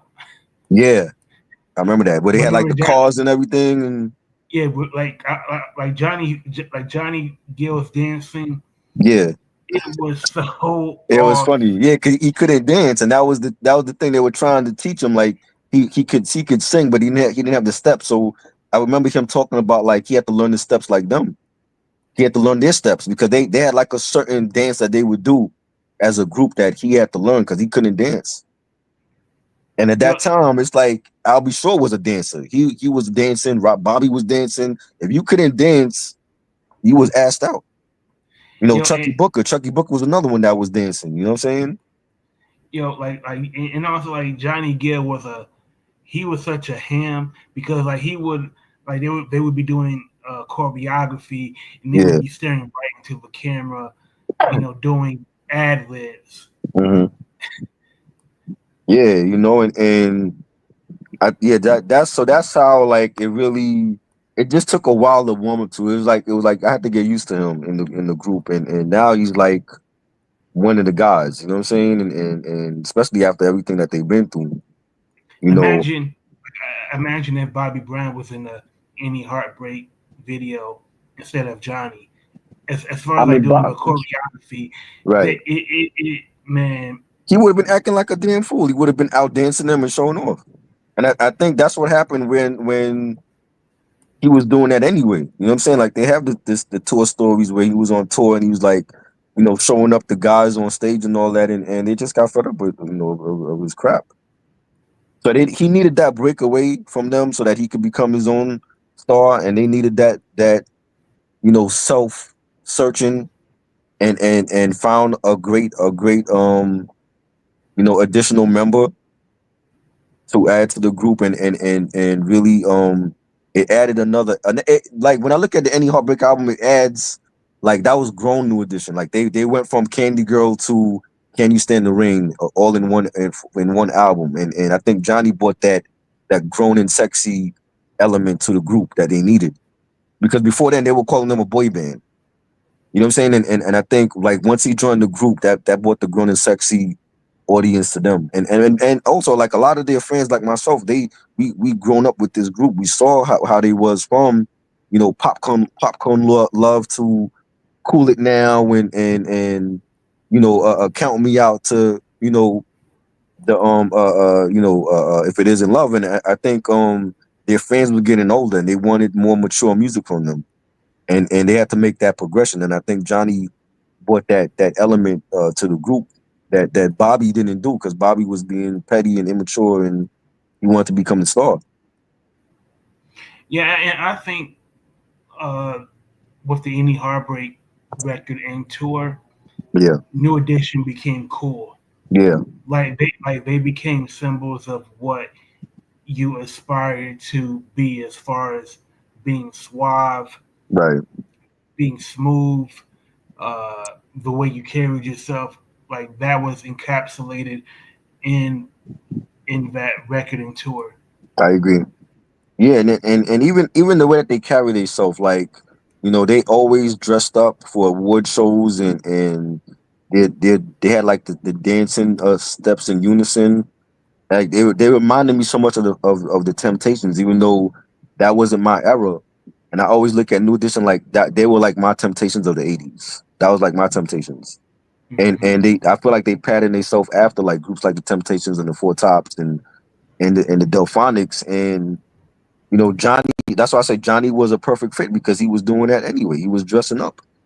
He was that lover boy for the women. So he brought that element as well to the group, and it was a perfect fit. And then Home Again drops a couple years later. Now that's another classic album, and with all six of them, bringing Bobby back into the fold. But again, Bobby, when you bring him back, he brought the drama, and that's what they tried to stay away from. And it's like Bobby brought that drama back, and then they had to separate again, and now they're back, and hopefully they're back for good. And it's not. Well, I mean, they're older now. You know what I'm saying? I don't expect Bobby to act like he was when he was in his 20s. But that is not too many groups you could say that they lose a member and they replace the member and then they bring back the member and they stay together.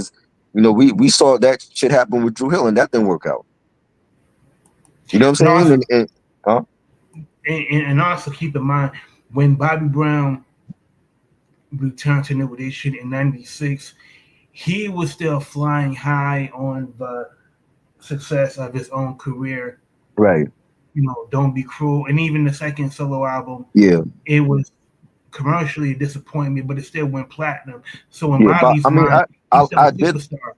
I did enjoy the Bobby album. I felt like um there was a lot of drama with that because it's like when he came out with Humping Around and the media was saying that it was about Whitney, about Whitney accusing him of cheating on her and all that, and he was already with Whitney at that time. There was already drama, but I feel like the album was still good. Like the MCA still promoted it. He came out with like a lot of singles, Getaway and Humping Around, and Good Enough was a great ballad, and he had great production from Teddy Riley and Babyface, but Teddy Riley even said that when he was making that album with Bobby was a pain in the ass. He was a headache to work with in the studio, and Teddy never worked with him after that Bobby album, and that came out in '92. You know what I'm saying? He didn't work with him after that. He was just too much of too much. It was too much drama going on with him. You know what I'm saying? And, But and, and mhm. also Teddy Riley in '91 and '92, he was a principal collaborator for Michael Jackson. So he Yes, figured, yeah, I don't Dangerous. have to deal with this.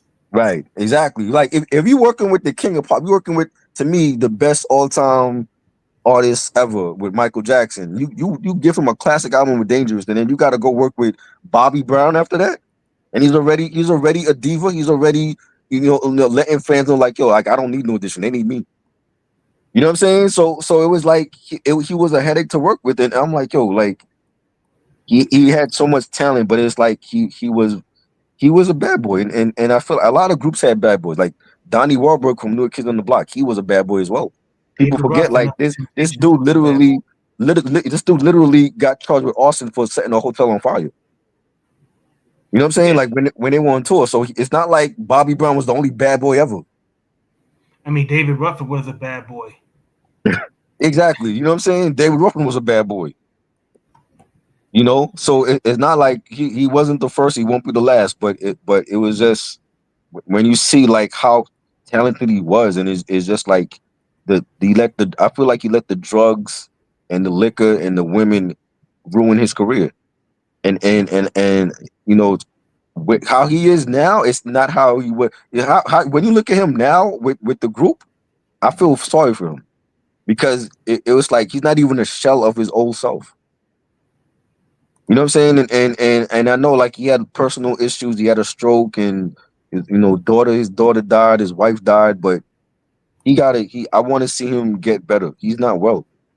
You know what I'm saying? And I feel like New Edition needs to they need to be there for him.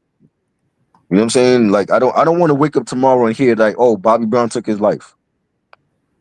You know what I'm saying? Because I feel like he's too great. He's too great, and he's given the world greatness to be taken away from us. You know what I'm saying? Like we just lost Young Noble, and I feel like that could have been prevented. Where were the Outlaws at? Like the remaining members, like they don't talk to each other. I mean,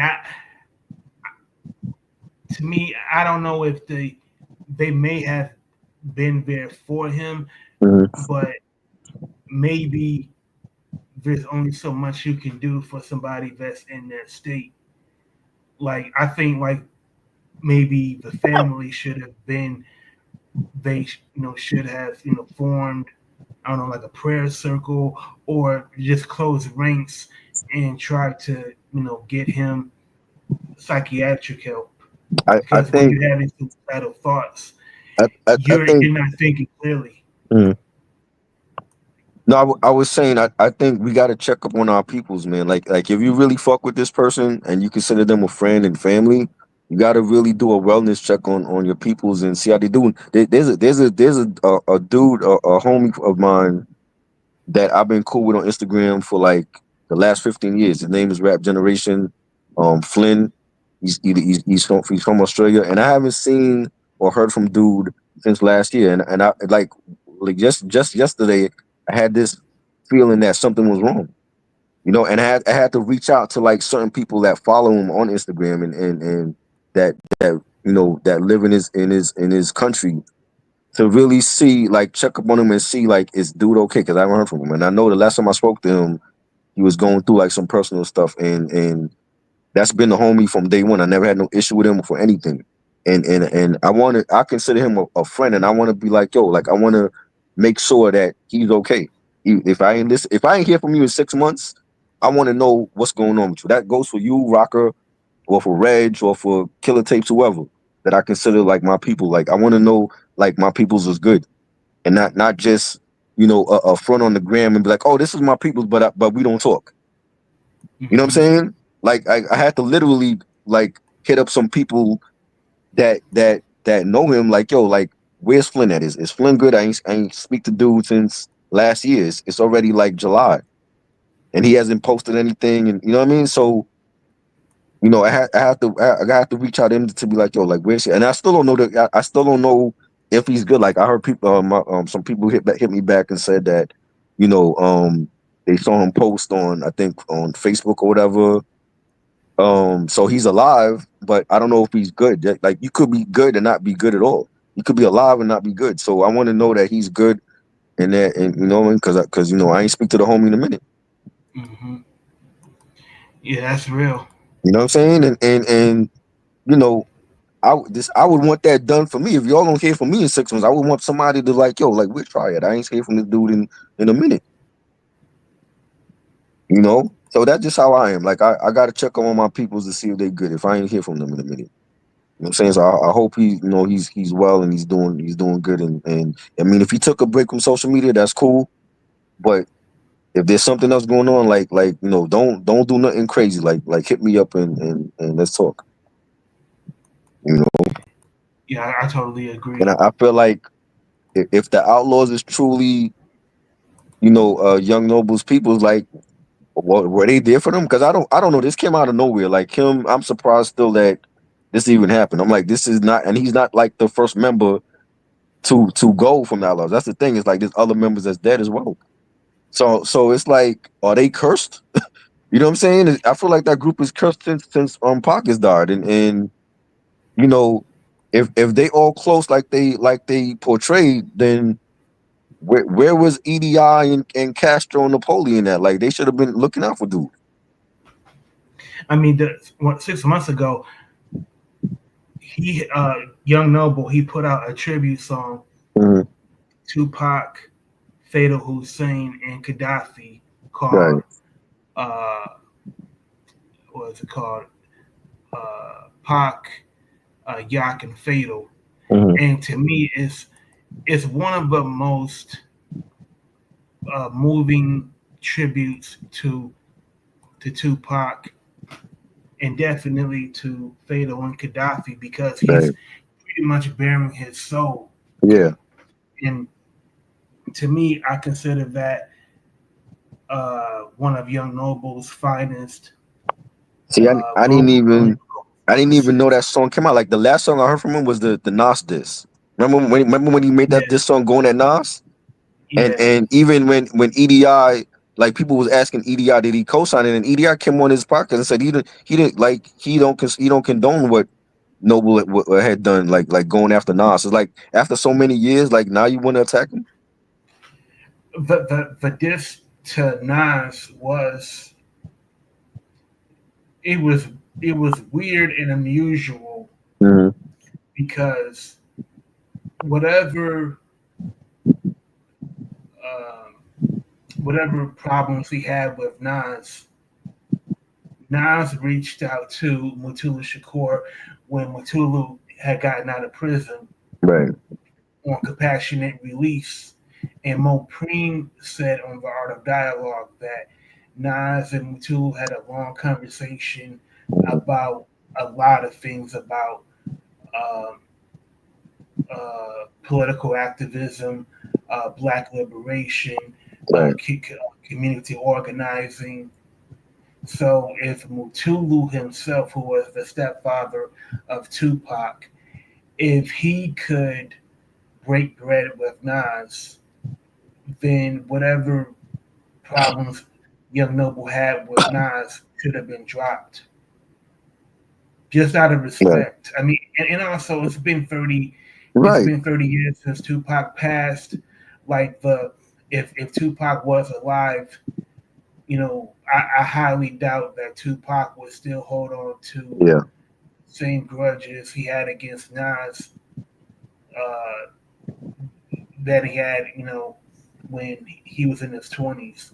And I'm trying to think. I saw an interview. It was either with him, with Young Noble, or with Napoleon, where they talked about the night that they approached Nas at the MTV Awards.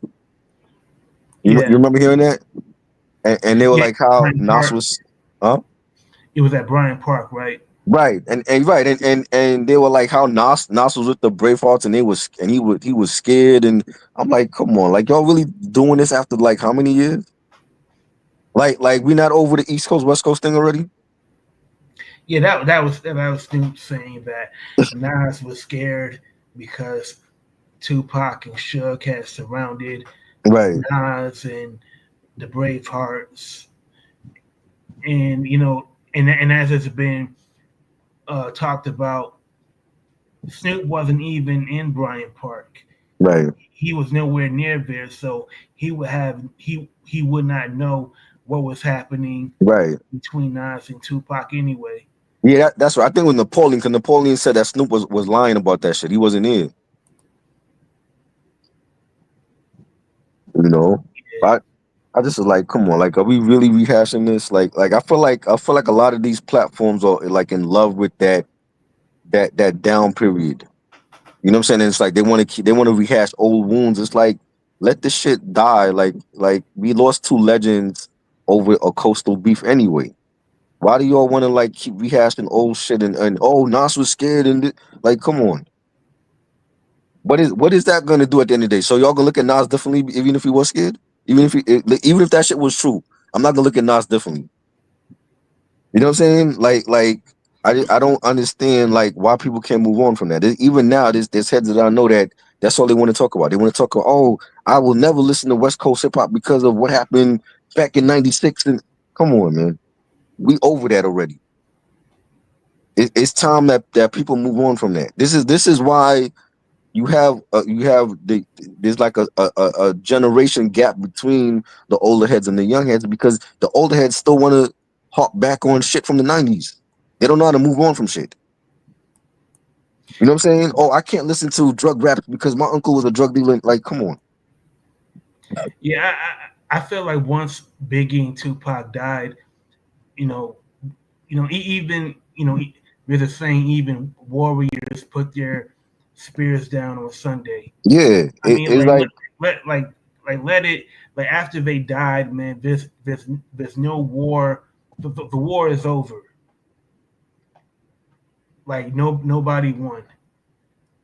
Black Power says Noble responded to the lies Nas was telling on the king. Even if that's the case, it's like all that is going to do is open up old wounds, and we don't need that right now. Hip hop is 52 years old. Like this year, like we don't need that. We need to keep cultivating this culture and protecting it for ours, so that the white man don't get it and fuck it up. Okay, I'm so tired of like these older heads that they can't get over the '90s. They can't get over the East Coast West Coast thing. They want to keep bringing this shit up. I can't listen to West Coast hip hop because of what happened. Like, come on, you're missing out on great music from the West because of what happened in '96. That sounds so stupid. And vice versa. You know what I'm saying? And same with the East Coast. The East Coast, oh, I can't listen to the West because of what happened. Like, come on. This is why I never fell into that trap because I felt like if I did, I would be just like them. And I would be missing out on so many great West Coast artists because of that stupidity from the '90s. I feel like it's one thing to be proud of where you come from, but when you start uh, becoming so blind with uh, hatred for a coast Yeah, that you've never been to, exactly, and you got serious problems. exactly. For a whole coast jumped into a beef that didn't have shit to do with them. That was between two men, and everybody else wanted to jump in. You know what I'm saying? And I never understood that, and I felt like the media was fueling it. The publications, the record labels was fueling that shit because they were making money off of that. They made money off of two dead MCs because of a coastal feud. It's like Rap COINTELPRO. You know what I mean? And that's why I never got involved in that shit. I'm like, because I love Death Row and I love Bad Boy. So if I'm caught in the middle and I'm neutral, then so be it. But I wasn't gonna pick over. I'm not picking. Oh, well, I'm gonna go with Biggie and Bad Boy and fuck Death Row, and I could never do that because I supported them. I saw the artists on tour. I bought their albums. So how I would look like a hypocrite if I'm going out to see Snoop Dogg on tour, but I'm saying fuck Death Row. That makes no sense. Yeah. And I'm so tired of these hip hop heads that they from the '90s and they can't get over that shit. They refuse to listen to new artists of 2025 because of something that happened in the '90s. You know what I'm saying? Oh, I don't fuck with Kendrick because he's from the West. That's stupid. You know, so what? We gonna talk about? Listen, like Biggie left us with two classic albums. I am not about to talk about Biggie Smalls every day. That's not happening. You know what I'm Yeah. saying? Like It's not even healthy. if people want to do that, that's cool for them. It's like I've already moved on from that. I can't sit here and talk about Biggie Smalls every day, all day. And also, I think these platforms are very much responsible for perpetuating these attitudes and fostering so much uh, bad memories for those involved. Like for me, I don't need to hear from Lil C's ever again. Like Exactly. we know how you feel about Biggie, Exactly. and and I appreciate your loyalty to Biggie. Like I don't like we know every story that you have about So, him, and props to you for holding it down for Biggie. but But I just don't want to hear from Lil C's ever again. right, and this Same thing with any member of Tupac's mhm, crew. It's like I don't need to hear from exactly uh, I don't know Napoleon. Napoleon, yeah. Cause he's been the one that's been doing a lot of those interviews with, especially with all the dialogue, and he's talking about, oh, well, we were ready with our guns drawn on them, and they wasn't gonna do shit. Like, come on, man. Like we really like you must be getting paid to do those interviews because there's no way in hell I would be retelling stories from the '90s about a bad time in hip hop. And if you're a Muslim, why are you still Exactly. talking about these war stories that involve? They got to be paying them. They got to be paying them for that because that's the only way I can see you being on there constantly talking about the beefs with Death Row and Bad Boy. You know what I'm saying? Like we're already over that. This first of all, no more Bad Boy. Bad Boy is over, and their boss might be in jail for a long time. For all we know.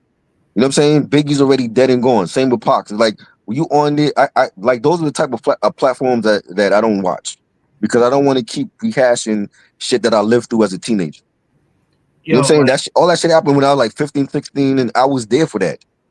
I and saw Biggie live 6 months before he got killed, and I was there when he got killed when they went through Bed-Stuy with the hearse. I was there. and I know more about Gene Deal than I should. Yeah, you know what I'm I, saying? Like I don't want to watch that. To me is not content. I don't want to watch shit about the '90s, and we talking about a bad time in hip hop. And unfortunately, there's people that want to watch that shit. They want to they still can't get over those times. That's cool for them. It's like I've already moved on from that.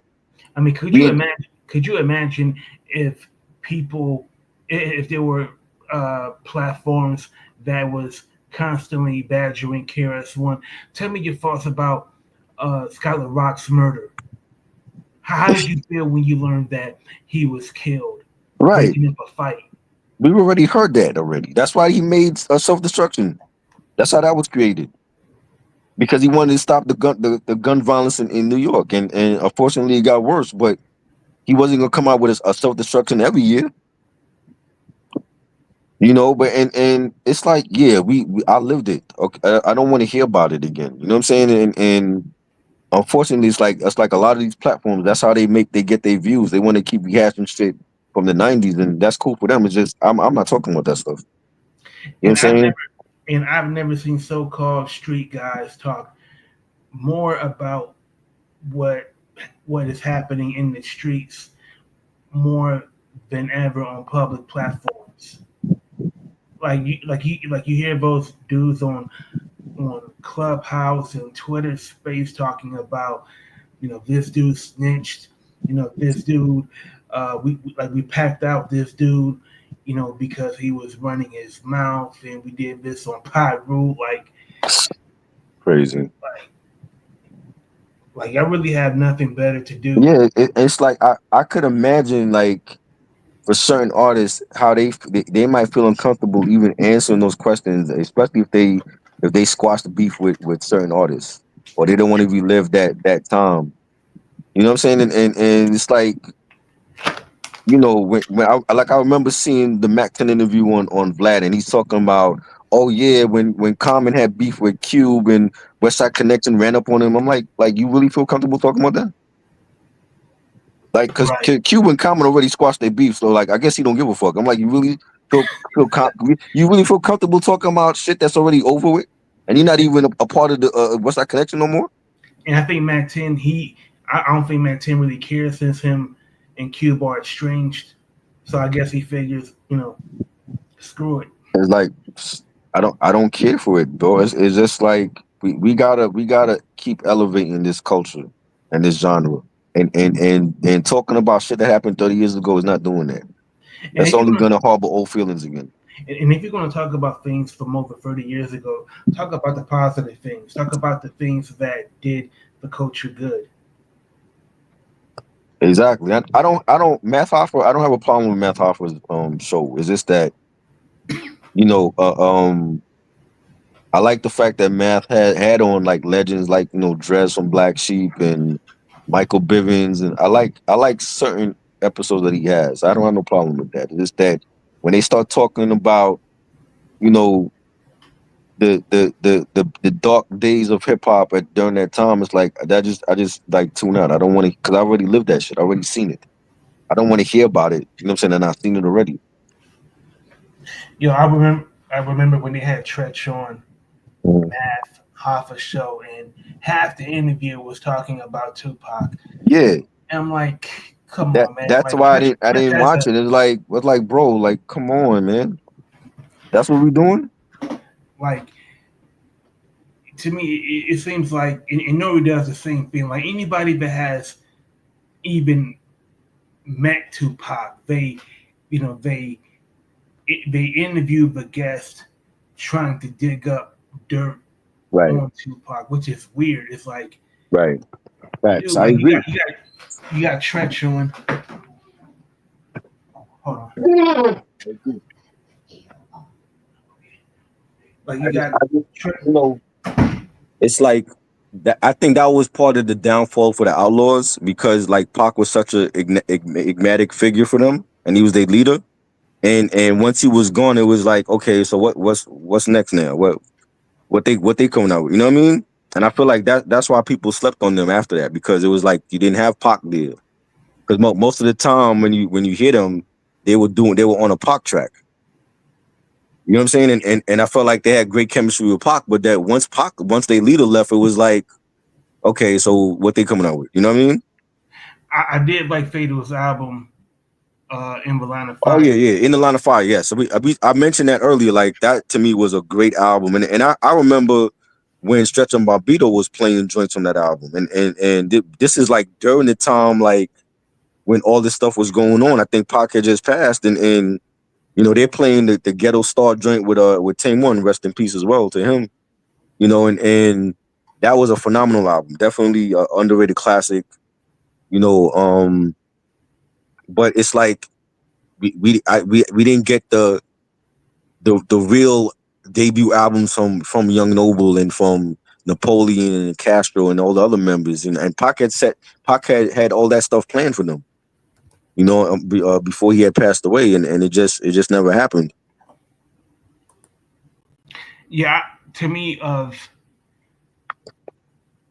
the Outlaws, I felt like if Tupac was alive, I think like the only members he would have given solo deals to Mhm. would have been Gaddafi and Fatal Well, because they had star potential.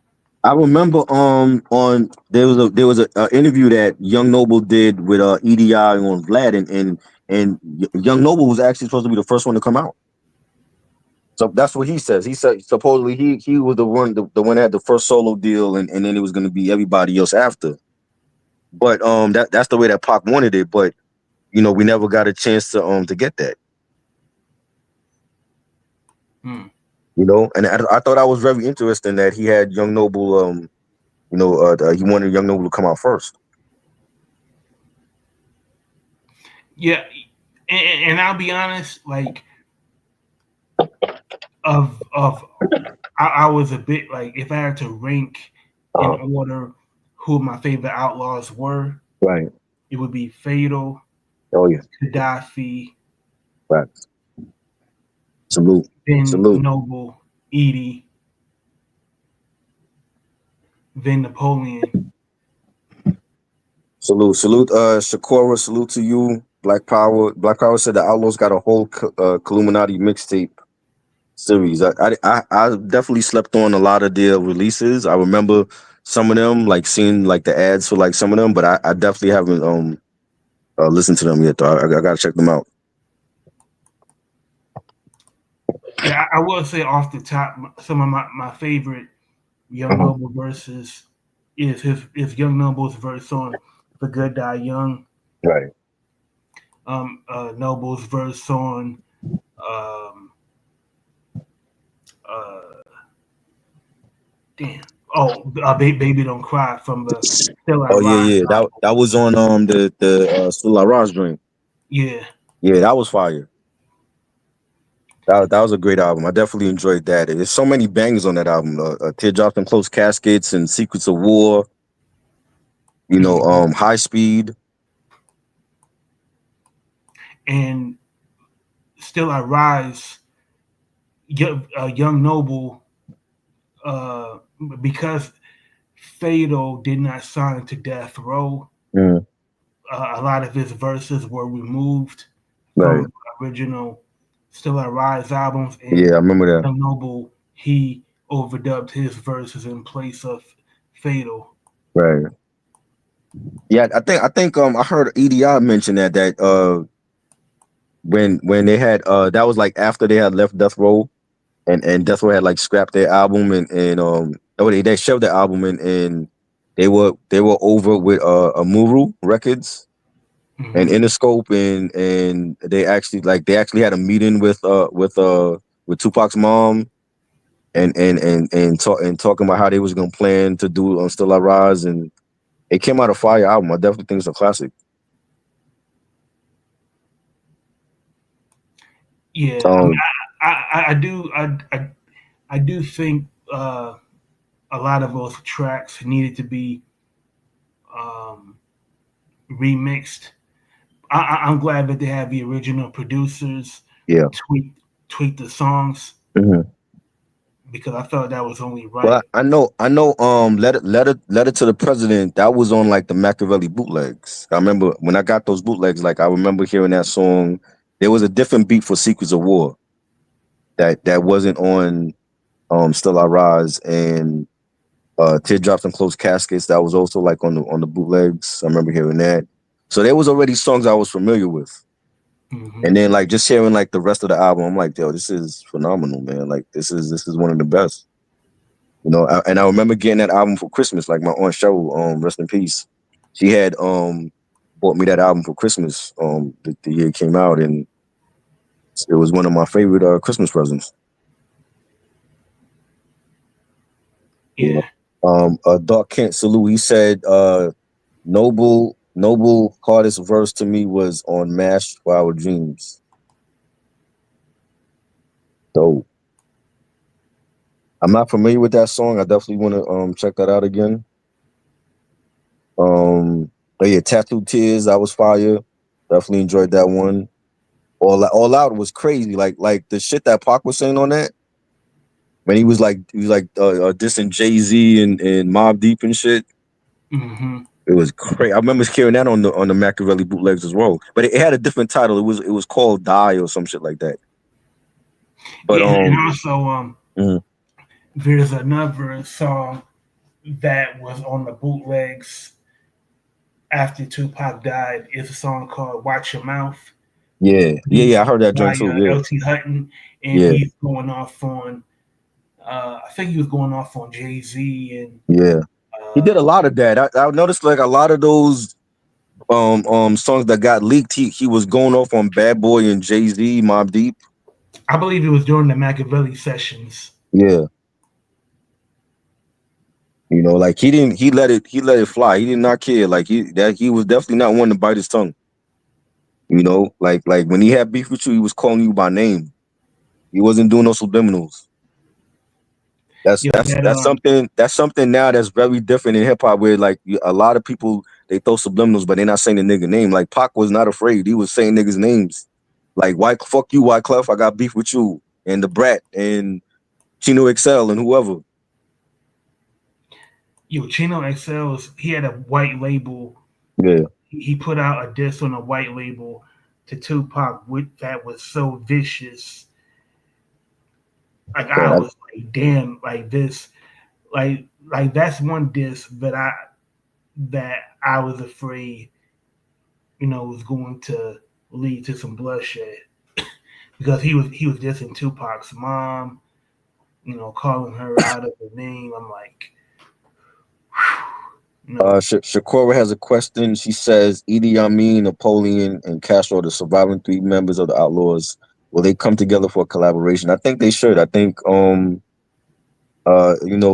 I felt this way even after Pac died. I felt like all the surviving members should have all came out with an album together, and we didn't get that. But I think now more than ever, to keep the Outlaws, legacy alive, and they need to come together and do some new music.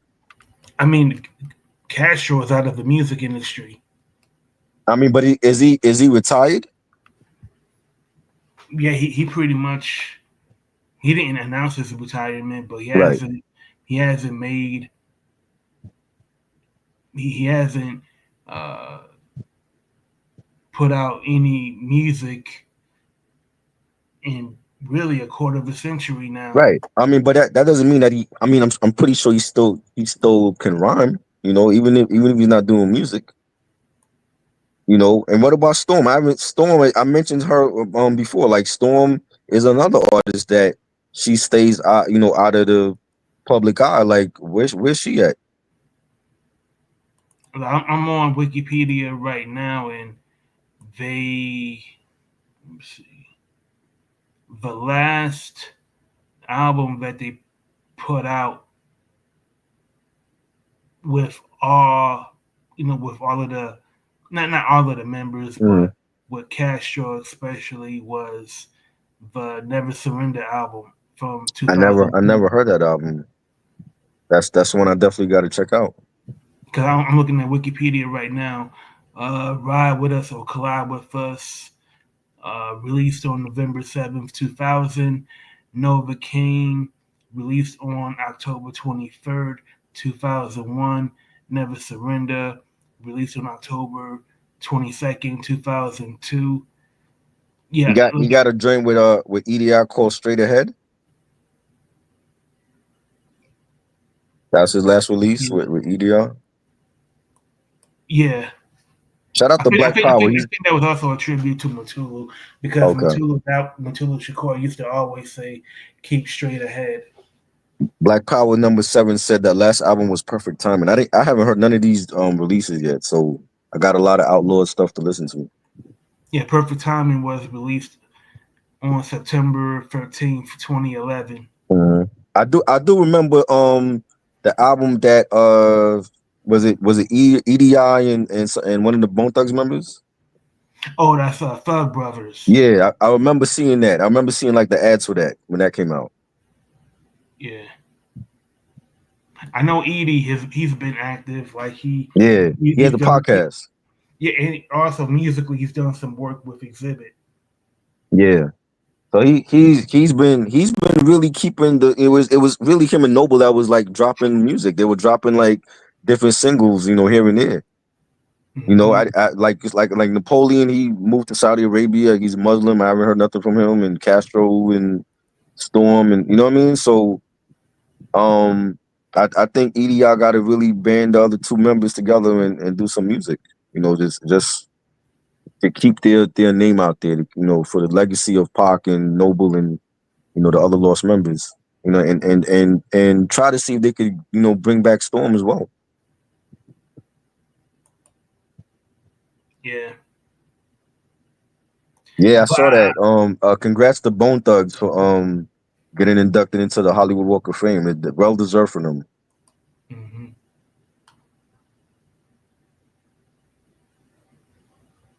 He said, Yeah, I think this would be a perfect time, to use Young Noble's death to, right. Talk about mental health. Oh yeah, for sure. Especially black. It's something that I've had family and friends of the family. We lost them because of mental health and people got to really check on their loved ones and see how they doing from time to time. It's I think it's easier to text them, but I would rather call my loved ones and see how they doing, just to hear their voice. Mm-hmm. And a lot of people they're unfortunately they're accustomed to their devices now where they rather text than call. But I'm old school. Like I want to call somebody, my peoples and see how they doing instead of just texting them.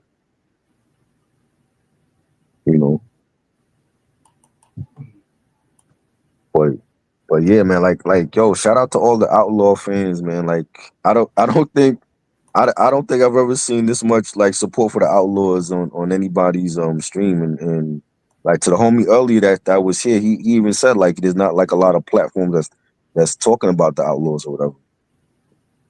You know what I'm saying? And I felt like, we gotta pay tribute to Noble because I've always been a Young Noble fan and I've always supported the Outlaws and I felt like they were unfairly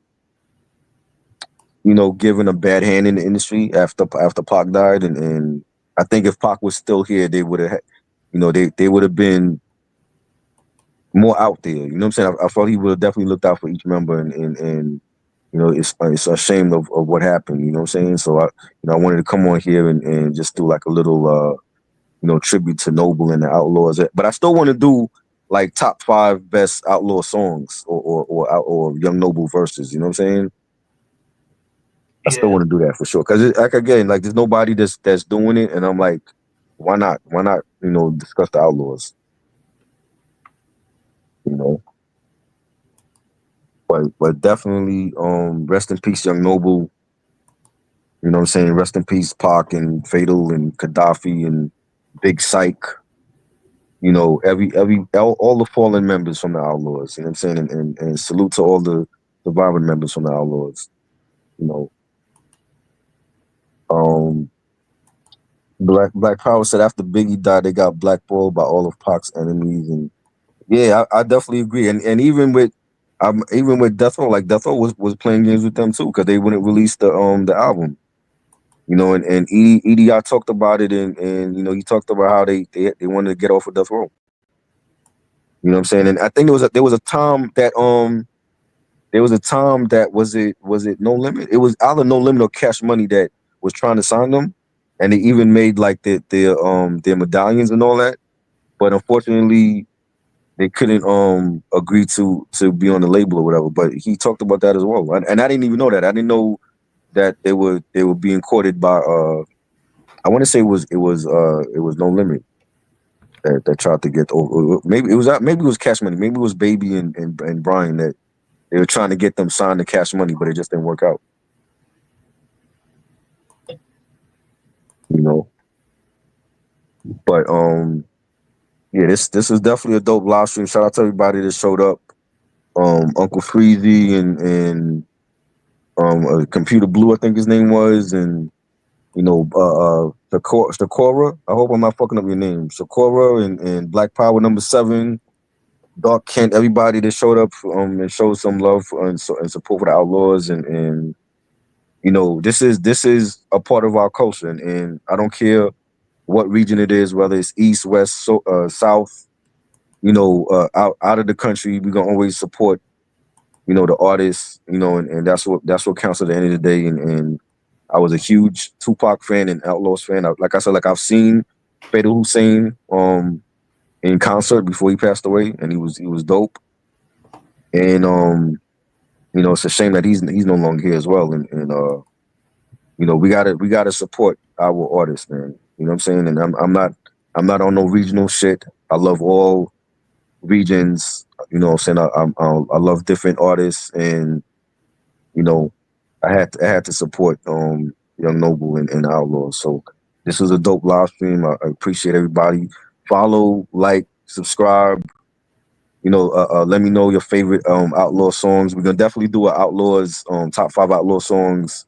Hopefully next week. I wanted to do it tonight, but it was just like so many songs that I wanted to go through to like pick out the best Young Noble verses, and I didn't want to fuck it up. So I'm gonna definitely we're gonna definitely do that maybe next week, and you know, come back and support and show love. And you know, before we leave, Rocka, tell the people where they can find you at and what you got going on. Yeah, you can always find me on IG at Rockabash, RAKABASH, and right now I'm just trying to. It's really crazy in you know, right now in Detroit. You know, like so much. You know, there's so much happening with street violence, and you know, little kids are getting killed. I'm just trying to avoid the crazy people. Oh man, like, sorry to hear that, man. Yeah, I'm just trying to avoid stepping over stepping over right. Is it landmines? Yeah. You know, where you, like trying not to step on a bomb and blow myself in the smithereens. Like that's pretty much how it is. Just stepping out the door. So that's where I'm at right now. Hold your head out there in Detroit, man. Salute to Detroit. Oh yeah. You know, summertime is always, you know, as 50 said, summertime is the killing season. Oh yeah, it's crazy over here too, bro. Like, you know how New York City is, man. It's crazy over here in NYC. Yeah, man. It's any day that you come home in one piece is a blessing. Yeah, man. Definitely. So follow him on Instagram. You can follow me on Instagram, Triborough__Gigolo. Follow this podcast. This is my podcast that we go live every Wednesday night. That seems to be my time slot now. Every Wednesday night at 8 p.m. I like the time slot. I'm gonna stick with it. And we just gonna keep giving everybody dope content, and we're just gonna represent the culture always and forever.